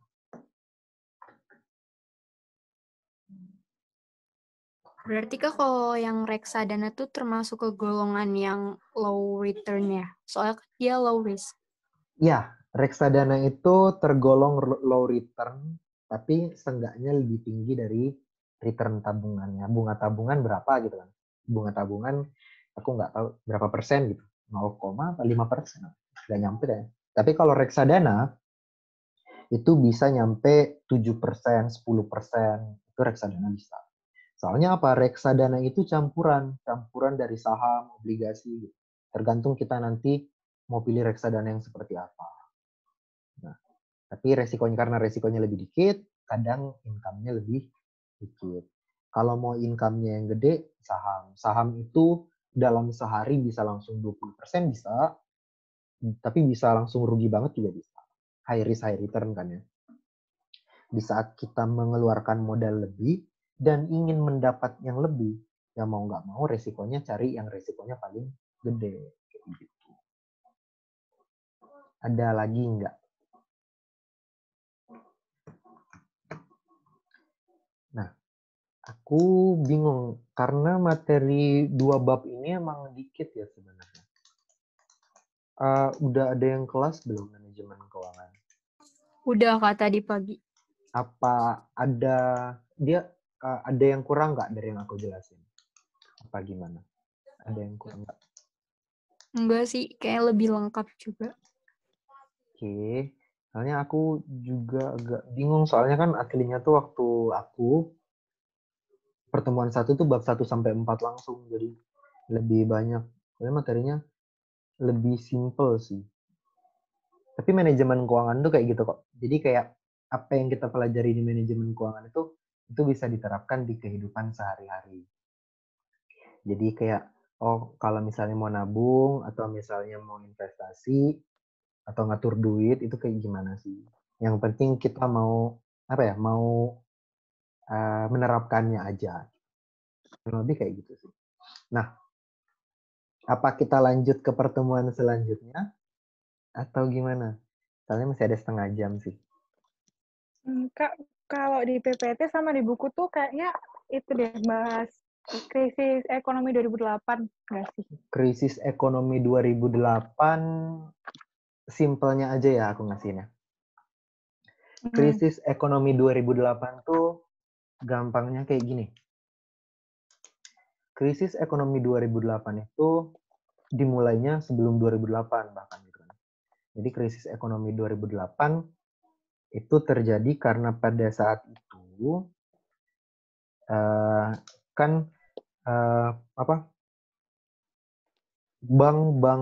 bank-bank yang ada di Amerika itu menerbitkan yang namanya KPR. Kalau di Indonesia kita nyebutnya KPR, kalau mereka nyebutnya di sana MBS atau Mortgage Backed Securities. Nah, KPR ini itu kemudian, jadi kan biar KPR ini bisa dikelola dengan baik, si bank-bank ini kan menyerahkan KPR ini untuk dikelola oleh perusahaan luar negeri, perusahaan yang khusus emang bekerja di bidang finansial gitu kan. Jadi kayak KPR ini diserahkan untuk dikelola si perusahaan ini, perusahaan financial institution ini, aku lupa namanya apa. Nah, tapi pada saat itu, kalau nggak salah, ada terjadi resesi yang menyebabkan si Federal Reserve atau Bank Indonesianya itu, Bank di Amerika, Bank sentralnya Amerika, disebutnya Federal Reserve kan. Nah, bank sentralnya itu harus menaikkan bunga pokok gitu kan ya, suku bunga dasar gitu kan. Sehingga apa? Bunga KPR ini itu semakin tinggi. Gitu kan ya. Nah, sementara apa? Sementara orang-orang yang mengajukan KPR itu kan biasanya ekonominya biasa-biasa aja gitu kan. Di saat suku bunganya naik, banyak dari orang-orang ini itu nggak bisa bayar KPR-nya, iurannya gitu kan. Nah, sehingga apa? Utang KPR-nya ini, kredit perumahan rakyatnya ini, itu pailit. Pailit dalam hal ini gagal bayar. Gitu kan. Sehingga apa? Perusahaan finansial ini itu malah merugi apa udah bangkrut gitu, aku lupa. Pokoknya dia merugi banyak banget karena KPR-nya banyak yang nggak mampu bayar. Sementara apa? Sementara banyak bank-bank di Amerika itu punya saham di perusahaan finansial ini, tempat si bank-bank ini naruh KPR buat dikelola. Sehingga apa? Bank-bank ini juga banyak yang rugi besar. Nah, inilah yang memicu krisis di 2008 itu. Secara gampangnya sih seperti itu. Jadi dia itu berasal dari sebenarnya utang KPR yang dipindah tangankan, kemudian ternyata setelah suku bunga malah naik, orang malah nggak mampu bayar KPR-nya, sehingga si pengelola KPR-nya ini malah istilahnya bangkrut gitu kan, ya, pailit gitu kan. Nah, inilah yang menyebabkan semakin besarnya resesi di tahun itu, di 2008. Itu inflasi gede banget. Di sini. Jadi penyebab utamanya itu ya tadi, KPR itu default, MBS itu default gitu kan. Sehingga apa? Mau nggak mau pemerintah harus apa ya, istilahnya tuh menalangi kerugian yang diperoleh bank-bank ini gitu. Karena bank-bank ini rugi, makanya pemerintah harus menutupi kerugian bank-bank ini gitu.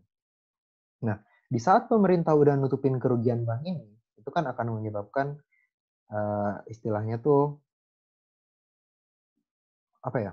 Kayak uang yang digunakan itu atau pinjaman itu makin gede gitu. Jadi kayak misalnya APBN lah, di Indonesia namanya APBN, itu dipakai banyakkan buat menutupi kerugian-kerugian bank negara misalnya. Nah, sehingga menyebabkan resesi. Nah, banyak yang di PHK karena ini dampaknya ke seluruh bagian negara, resesi ini, sehingga banyak PHK. Contohnya aja kayak sekarang gitu kan, misalnya.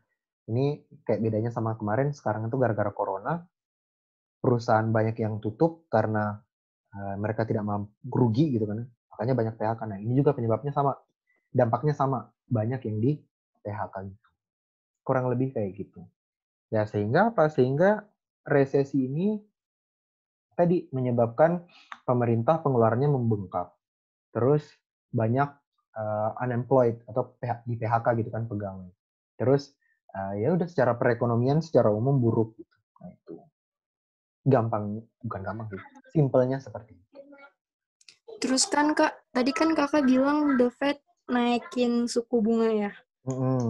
Terus kenapa kalau misalnya The Fed naikin suku bunga, kayak misalnya kalau ada krisis apapun itu di Amerika, impact-nya tuh bisa langsung ke banyak negara. Pengaruh The Fed naikin suku bunga sama perekonomian negara lain apa? Sekarang kan kalau misalnya ini kan ya, perekonomian itu kan sebenarnya terpusat di Amerika kan. Jadi kan kayak kalau kita sering dengar berita kan pusat perekonomian itu kan ya Amerika sama China gitu kan ya. Ya tapi masih lebih kuat Amerika gitu. Secara mata uang internasional masih dolar US gitu kan. Nah, dampaknya gimana? Di saat Amerika naikin suku bunga, gitu kan? Itu menyebabkan apa? Akan berdampak ke seluruh negara yang berhubungan langsung dengan Amerika.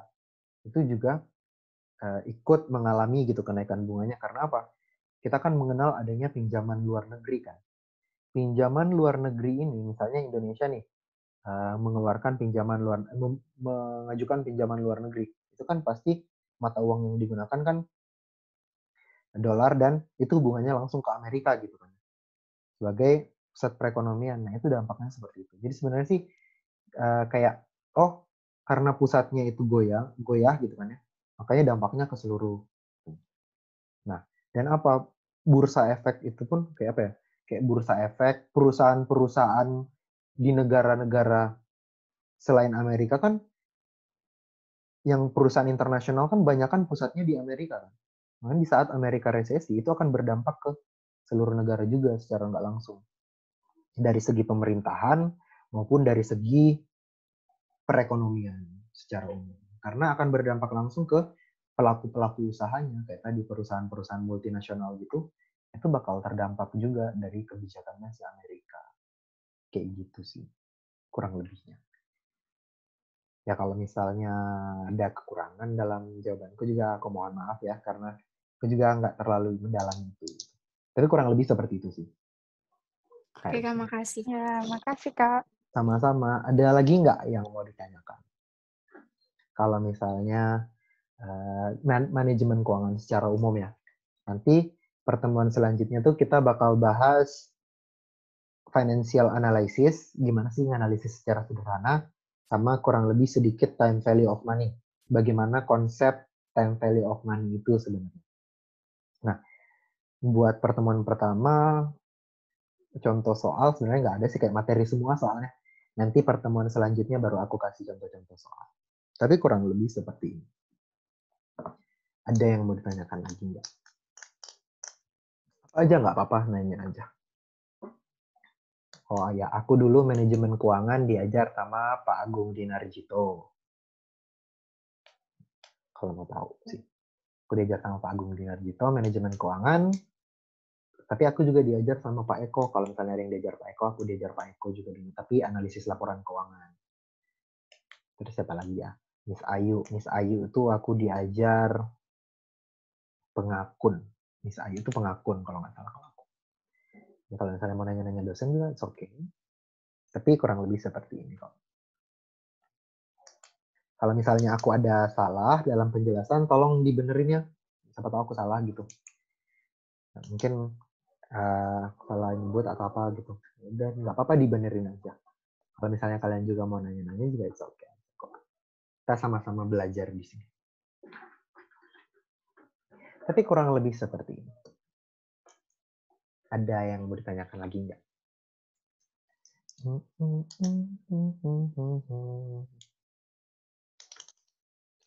Nah, kurang lebih seperti itu. Jadi secara singkat, kita belajar tuh di jenis-jenis perusahaan, keuntungan kerugiannya, alasan kita kita belajar manajemen keuangan, terus basic question-nya itu apa aja, terus financial manager itu goal-nya apa, tujuannya apa gitu kan ya. Nah, terus 5 prinsip dasar manajemen keuangan. Ini penting nih, 5 prinsip dasar manajemen keuangan ini penting karena bakal kepake terus sampai kita selesai belajar manajemen keuangan. Bahkan dalam kehidupan sehari-hari juga berlaku sebenarnya 5 prinsip manajemen keuangan ini. Terus bagaimana financial market itu bekerja gitu kan. Jadi gini nih, sekarang di saat orang naruh 10.000 misalnya, terus nyampe ke borrower 10.000. Nah, borrower ini gimana cara dia balikin lebih dari 10.000? Nah, di saat perusahaan pinjam duit, itu kan dia gunakan buat usaha kan ya. Nah, usaha, pokoknya dia usaha untung. Nah, keuntungannya itu yang kemudian akan dibalikkan ke si saver. Kurang lebihnya seperti itu. Jadi bisa, misalnya dia si saver ini beli surat utang, artinya kan dia minjemin duit ke si borrower, nanti dibalikin plus bunga. Oh, kalau belinya berupa saham, nanti baliknya berupa dividen misalnya. Nah, kurang lebih seperti itu sih. Nah, nanti intermediaries ngambil keuntungan dari transaksi itu. Nah, itu bagaimana financial intermediaries ini mengambil keuntungan. Artinya kan nggak mungkin dia bekerja nggak dibayar gitu kan, pegawainya juga harus makan gitu kan. Dia ngambil keuntungannya dari situ. Nah, itu untuk saver dan borrower. Jadi istilah lainnya investor sama orang yang lender gitu. Lender itu orang yang minjem duit. Borrower sama nah, jenis pasar, terus financial intermediaries itu ada apa aja, terus type of securities itu ada apa aja. Nah, kurang lebihnya seperti itu. Ada yang mau ditanyakan lagi nggak dari pertemuan ini? Nggak apa-apa, kita masih ada 36, berarti masih banyak kok waktunya. Oke. Kalau ada yang mau tanya juga nggak apa-apa. Kak, boleh tolong jelasin tentang limited liability company nggak? Limited liability company itu agak apa ya? Agak membingungkan soalnya kayak gini. Limited liability company itu atau limited liability corporation gitu kan ya. Itu sebenarnya kurang lebih kayak campuran dari partnership dan korporasi. Jadi kayak untuk pendapatannya langsung disalurkan ke partner, sehingga pajak yang dikenakan itu masih pajak personal atau pajak perorangan. Tidak dikenakan pajak badan. Tapi dia secara secara tanggung jawab dia kayak corporation. Jadi dia terbatas pada modal distor doang. Artinya, oh aku nyetorin modal segini, nanti kalau perusahaannya untung, aku dapat seakan-akan aku dapat gaji gitu dari perusahaannya. Bukan berupa dividen ataupun return lain-lain. Nah, tapi limited liability corporation ini ya itu tadi masih pajaknya masih pajak perorangan di sini, tapi dia udah tanggung jawab yang terbatas. Bedanya itu doang sih sebenarnya. Jadi kayak gini, kayak aku tuh punya perusahaan tapi aku ikut sebagai manajer. Kurang lebih kayak gitu. Jadi kayak kita ada yang nyetorin modal doang, tapi ada juga yang pemilik juga selaku pekerja. Contohnya, misalnya dulu waktu Nadiem Makarim masih jadi CEO Gojek. Kurang lebih bentuknya seperti itu. Tapi biasanya kalau perusahaan yang udah masuk ke bursa efek, itu udah korporasi penuh sih. Udah jarang limited liability company gitu. Biasanya. Tapi limited liability company itu kayak gitu. Jadi kayak dia campuran antara partnership, jadi ada karakteristik partnership, ada karakteristik dari corporation secara umum. Kayak gitu. Itu limit. Terima kasih, Kak. Iya, sama-sama. Itu bedanya. Nah, itu udah ada lagi nggak ya? Nah, tadi kalau misalnya kita ngomongin pasar tadi mana pasar, itu ini perusahaan, itu keuntungannya selain kembali ke saver, dia juga bayar pajak, terus invest buat dirinya sendiri. Artinya gini, di saat perusahaanku untung 10 juta, oke, 5 juta buat bayar investor, saver gitu kan ya. Sekian juta buat bayar pajak, sisanya buat investasi kembali. Artinya kan perusahaan biar tambah gede ya harus bisa ngatur duit dong gitu kan. Kak, Pak Eko kalau kuis gimana? Oke, Pak Eko kalau kuis, aku nggak pernah ya kuis sama Pak Eko. Cuma bapaknya tuh sering nanya-nanya aja sih sebenarnya. Ini kan kalau kuliahnya offline gitu kan online ya. Kalau kuliahnya offline kayak dibagi-bagi kelompok, terus kayak bapaknya tuh, ya bapaknya tuh sering nanya-nanya gitu kan. Kayak ngetes, kayak refreshment gitu setiap pertemuan nanya-nanya. Tapi kalau kuis, aku seingatku nggak pernah sih kayaknya sekali doang. Tapi udah gitu kuis biasa. Seperti kuis-kuis pada umumnya. Tapi kalau Pak Eko tuh, aku tuh seneng kalau diajar Pak Eko karena Pak Eko tuh mengajarkan pemahaman. Jadi bukan materi tok, tapi gimana caranya biar kita tuh paham gitu. Jadi makanya beliau sering nanya biar kita tuh paham sama apa yang kita jelaskan gitu. Kayak gitu. Ada yang bertanyakan lagi nggak? Mau nanya lagi, Kak. Tadi kurang mudeng waktu bahas tentang krisis 2008. Jadi itu intinya gimana, Pak? Intinya tuh krisis 2008 tuh disebabkan oleh MBS, namanya MBS, Mortgage Backed Security, dan real estate yang gagal bayar. Artinya kita udah ngajuin KPR, kalau di Indonesia tuh ngajuin KPR, tapi kita nggak bisa bayar KPR-nya. Misalnya nih, aku ngajuin KPR, terus aku nggak bisa bayar ininya iuran bulanannya kan ya, bukan iuran sih, kayak expense bulanannya gitu kan. Kan kalau misalnya aku kredit kan harus bayar per bulan gitu kan. Nah, aku nggak bisa bayar nih. Kenapa? Karena tadi si bank sentralnya itu atau Federal Reserve-nya itu dia netapin bunga terlalu tinggi. Nah, karena banyak orang yang nggak bisa bayar KPR-nya lah istilahnya, banyak orang yang nggak bisa bayar KPR-nya, si perusahaan yang ngelola KPR-nya ini jadi pailit karena orang-orang pada nggak bisa bayar utang gitu kan. Nah, sementara sahamnya si perusahaan yang ngelola KPR ini itu banyakkan dipegang oleh bank-bank di Amerika. Misalnya kayak di Indonesia contohnya kayak Bank Mandiri, Bank BRI, Bank BCA, dan lain-lainnya tuh semua di perusahaan ini gitu. Nah, pada saat perusahaan ini rugi, kan si bank-bank lainnya juga pada rugi kan. Padahal apa? Kita harus mempertahankan bahwa tabungan di bank itu harus tetap bisa, misalnya aku nabung di bank duitku 10 juta gitu. Aku tetap bisa narik 10 juta tabunganku itu. Nah, untuk mempertahankan tetap seperti itu, padahal dia lagi rugi, ya udah pemerintah mau nggak mau harus turun tangan dalam istilahnya menalangi dulu gitu kerugian si bank-bank ini gitu. Sehingga apa? Menyebabkan resesi itu. Kurang lebihnya seperti itu. Karena resesi, jadi perusahaan-perusahaan itu dampaknya banyak, menyebar kemana-mana, ya itu dampaknya tadi.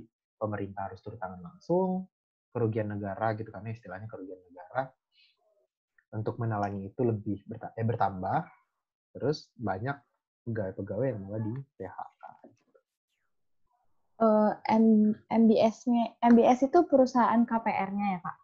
MBS itu sebutan KPR-nya. KPR itu di sana disebut MBS. Ya, oke. Aku perusahaannya namanya lupa.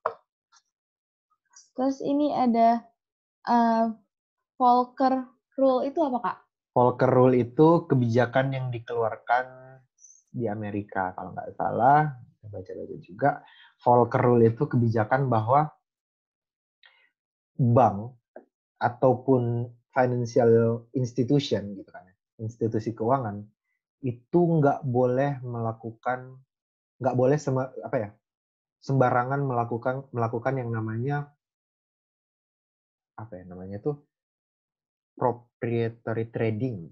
Pokoknya dia tuh nggak boleh, misalnya aku nabung di bank gitu kan, uangku kan ada di bank. Bank itu nggak boleh menggunakan tabunganku ini buat dipinjamkan ke orang lain, paham nggak sih? Jadi kayak aku nabung di bank, tabunganku di bank ini dipakai dipinjemin ke orang lain, istilahnya duitnya diputar gitu. Nah, jadi duitnya nggak boleh diputar gitu, Kak? Iya, jadi nggak boleh semena-mena melakukan hal itu gitu. Itu Volcker Rule. Jadi di Amerika menerapkan itu. Aku nggak tahu kalau itu berdampak ke Indonesia atau enggak sebenarnya. Tapi di Amerika diterapkan kayak gitu. Jangan melakukan jangan melanggar itu gitu. Jangan memutar kembali uang si saver gitu untuk kepentingan si intermediary. Jadi kan itu kebijakan. Itu kebijakannya muncul setelah krisis 2008 atau untuk menghadapi krisis 2008? Itu aku kurang tahu ya. Setelah 2008 sih harusnya. Dia setelah 2008 tapi nggak tahu kalau untuk mengatasi itu atau enggak. Oh, ya. Oke. Makasih, Kak. Iya, sama-sama. Jadi tujuannya itu sebenarnya cuma buat ini aja sih, buat lebih berhati-hati aja, jangan sampai malah banknya sendiri rugi dari investasi yang salah gitu. Sebenarnya sih kayak gitu. Volcker Rule itu melindungi dari itu. Jangan sampai si bank ini udah minjemin duit, tapi peminjamnya nggak bisa bayar, malah yang rugi sih nasabah. Gitu kan. Yang ujung-ujungnya bakal merugikan pemerintah kalau misalnya si bank udah nggak bisa. Contohnya kan kayak Bank Senturi kemarin. Bank Senturi kan itu karena itu beda lagi kasusnya, pokoknya intinya itu dikorupsi duitnya. Sehingga apa? Sehingga si Bank Senturi ini nggak bisa, kayak duit nasabah tuh dibawa lari gitu istilahnya. Mau nggak mau, pemerintah harus nutupin kerugian Bank Senturi. Nah, kurang lebih kayak gitu. Tapi kalau ini dalam kegiatan transaksi pakai uang nasabah. Kalau ini kan, kalau yang Senturi kan korupsi kan. Kurang lebih kayak gitu. Ada lagi nggak yang mau ditanyakan?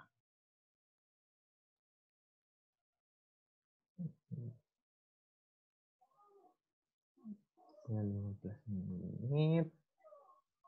Ada lagi nggak? Is in a place.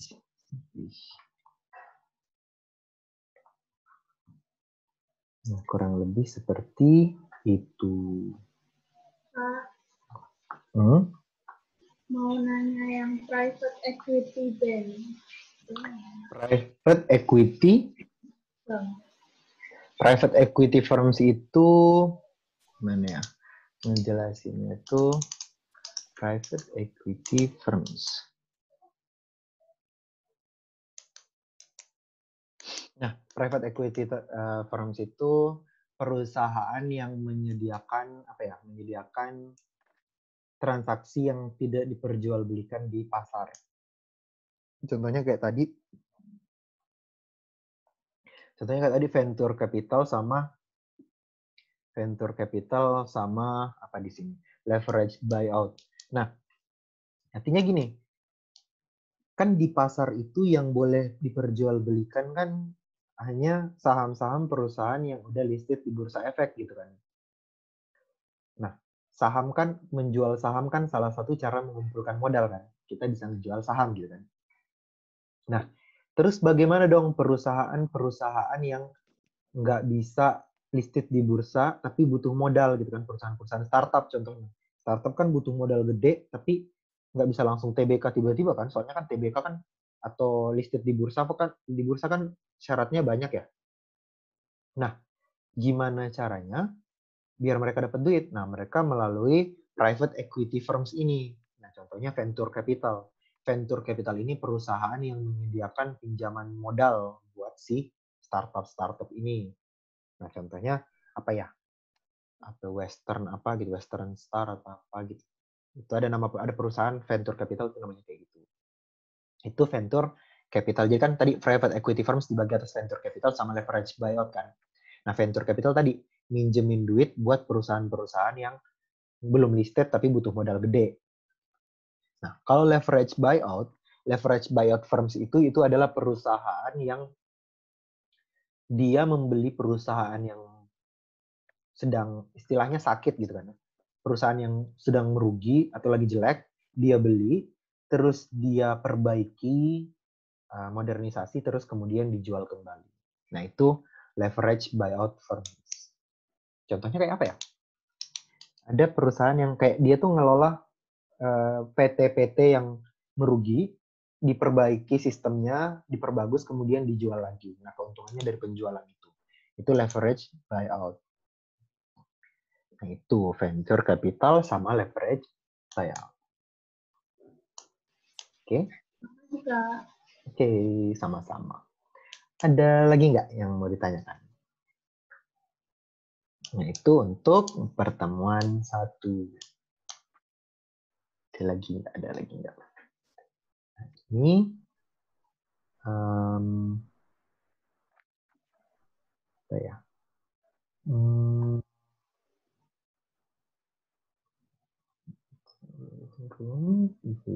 Oke. Ada lagi nggak yang mau ditanyakan?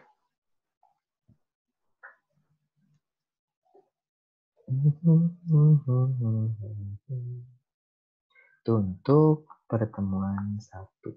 Jadi harusnya yang paling bawah itu yang paragraf pertama, nanti langsung lanjut paling atas. Scan-nya agak salah. Baik. Maaf. Itu untuk pertemuan 1. Ada yang mau ditanyakan lagi nggak? Kalau misalnya ada yang masih belum paham, oke, nanya-nanya aja, nggak apa-apa. Kan itu gunanya les.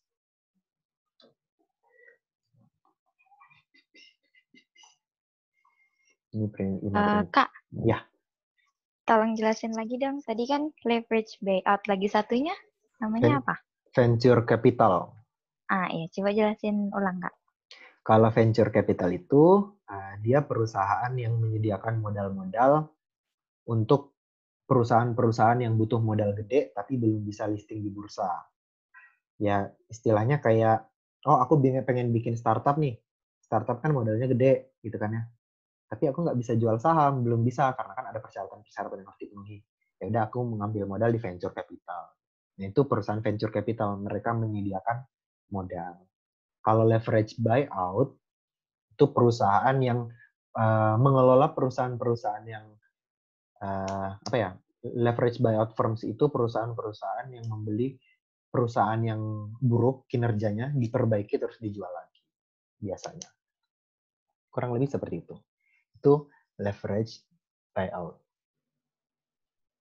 Nah, leverage buyout ini biasanya kayak perusahaan-perusahaan yang udah mau bangkrut gitulah biasanya.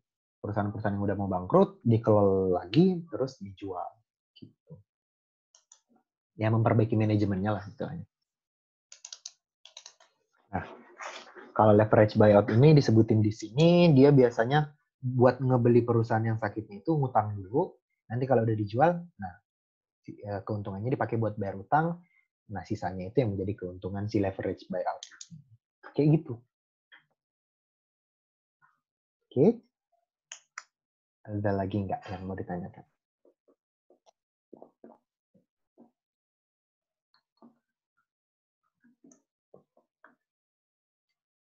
Untuk ngajar online juga capek juga ternyata. Tapi dosen kalian ngejelasin kan ya?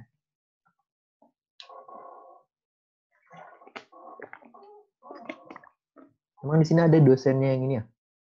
Yang kuliahnya cuma melalui chat. Ada sih kayaknya kalau nggak salah. Ya itu kalau dosen misalnya. Aku rata-rata gitu deh kayaknya. Oke. Kira dosen-dosen itu juga kayak video call gini. Terus kayak. Enggak. Ya udahlah, nggak apa-apa. Kalau misalnya ada yang mau ditanyakan ke aku, it's okay. Aku kalau misalnya ini balas aja kok. Jadi kapan aja nanyanya it's okay. Selama aku belum tidur dan lagi pegang HP, pakai aku balas. Jadi nanya-nanya aja juga nggak apa-apa. Pakai Discord itu apaan? Aku nggak tahu. Saya udik, maaf. Quiz. Oke, itu sih untuk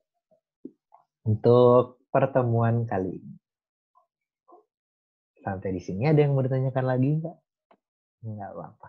Kalau misalnya pertemuannya lebih dari 2 jam atau kurang dari 2 jam, nggak masalah kan ya? Takutnya kalau ada yang di rumah kan disuruh tidur cepat. Seperti itu. Nggak apa-apa. Oke. Ada yang mau ditanyakan lagi nggak? Enggak, Kak. Ya udah, jangan marah-marah. Oke. Astagfirullah. Gak marah, Kak. Oke. Nah, ada lagi yang mau ditanyakan nggak? Kita santai aja ya kalau misalnya langsung ini ngomong-ngomong aja, oke.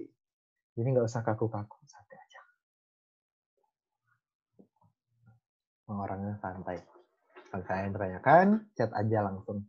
Kalau ini, usahain kalau nanya lewat grup aja ya, biar kayak kalau misalnya ini kan buat pengetahuan juga buat yang lain. Kalau misalnya ternyata, oh iya mau nanya ini juga gitu. Jadi biar nggak double-double. Nanya di grup aja. Oke, partisipasinya udah 1 ya. Nah, kurang lebih seperti itu. Ada yang mau ditanyakan lagi enggak? Kalau nggak ada, sampai sini aja. Apa ada yang mau ditanyakan? Enggak, Kak. Oke. Kalau misalnya nggak ada yang bertanyakan lagi, ya udah sekian pertemuan kali ini. Sebelumnya aku mohon maaf kalau misalnya ada kekurangan dalam penjelasan, atau misalnya aku ada salah kata, atau ini, mohon maaf. Terima kasih atas perhatiannya. Oke, sampai jumpa pertemuan selanjutnya. Sehat-sehat ya di rumah. Udah ingat di rumah aja. Kalau aku di kos aja. Udah kayak gitu. Udah, sekian pertemuan kali ini. Terima kasih. Assalamualaikum warahmatullahi wabarakatuh. Makasih ya, Kak. Makasih, Kak. Banyak, Kak. Iya, sama-sama. Makasih, Kak. Iya. Makasih, Kak.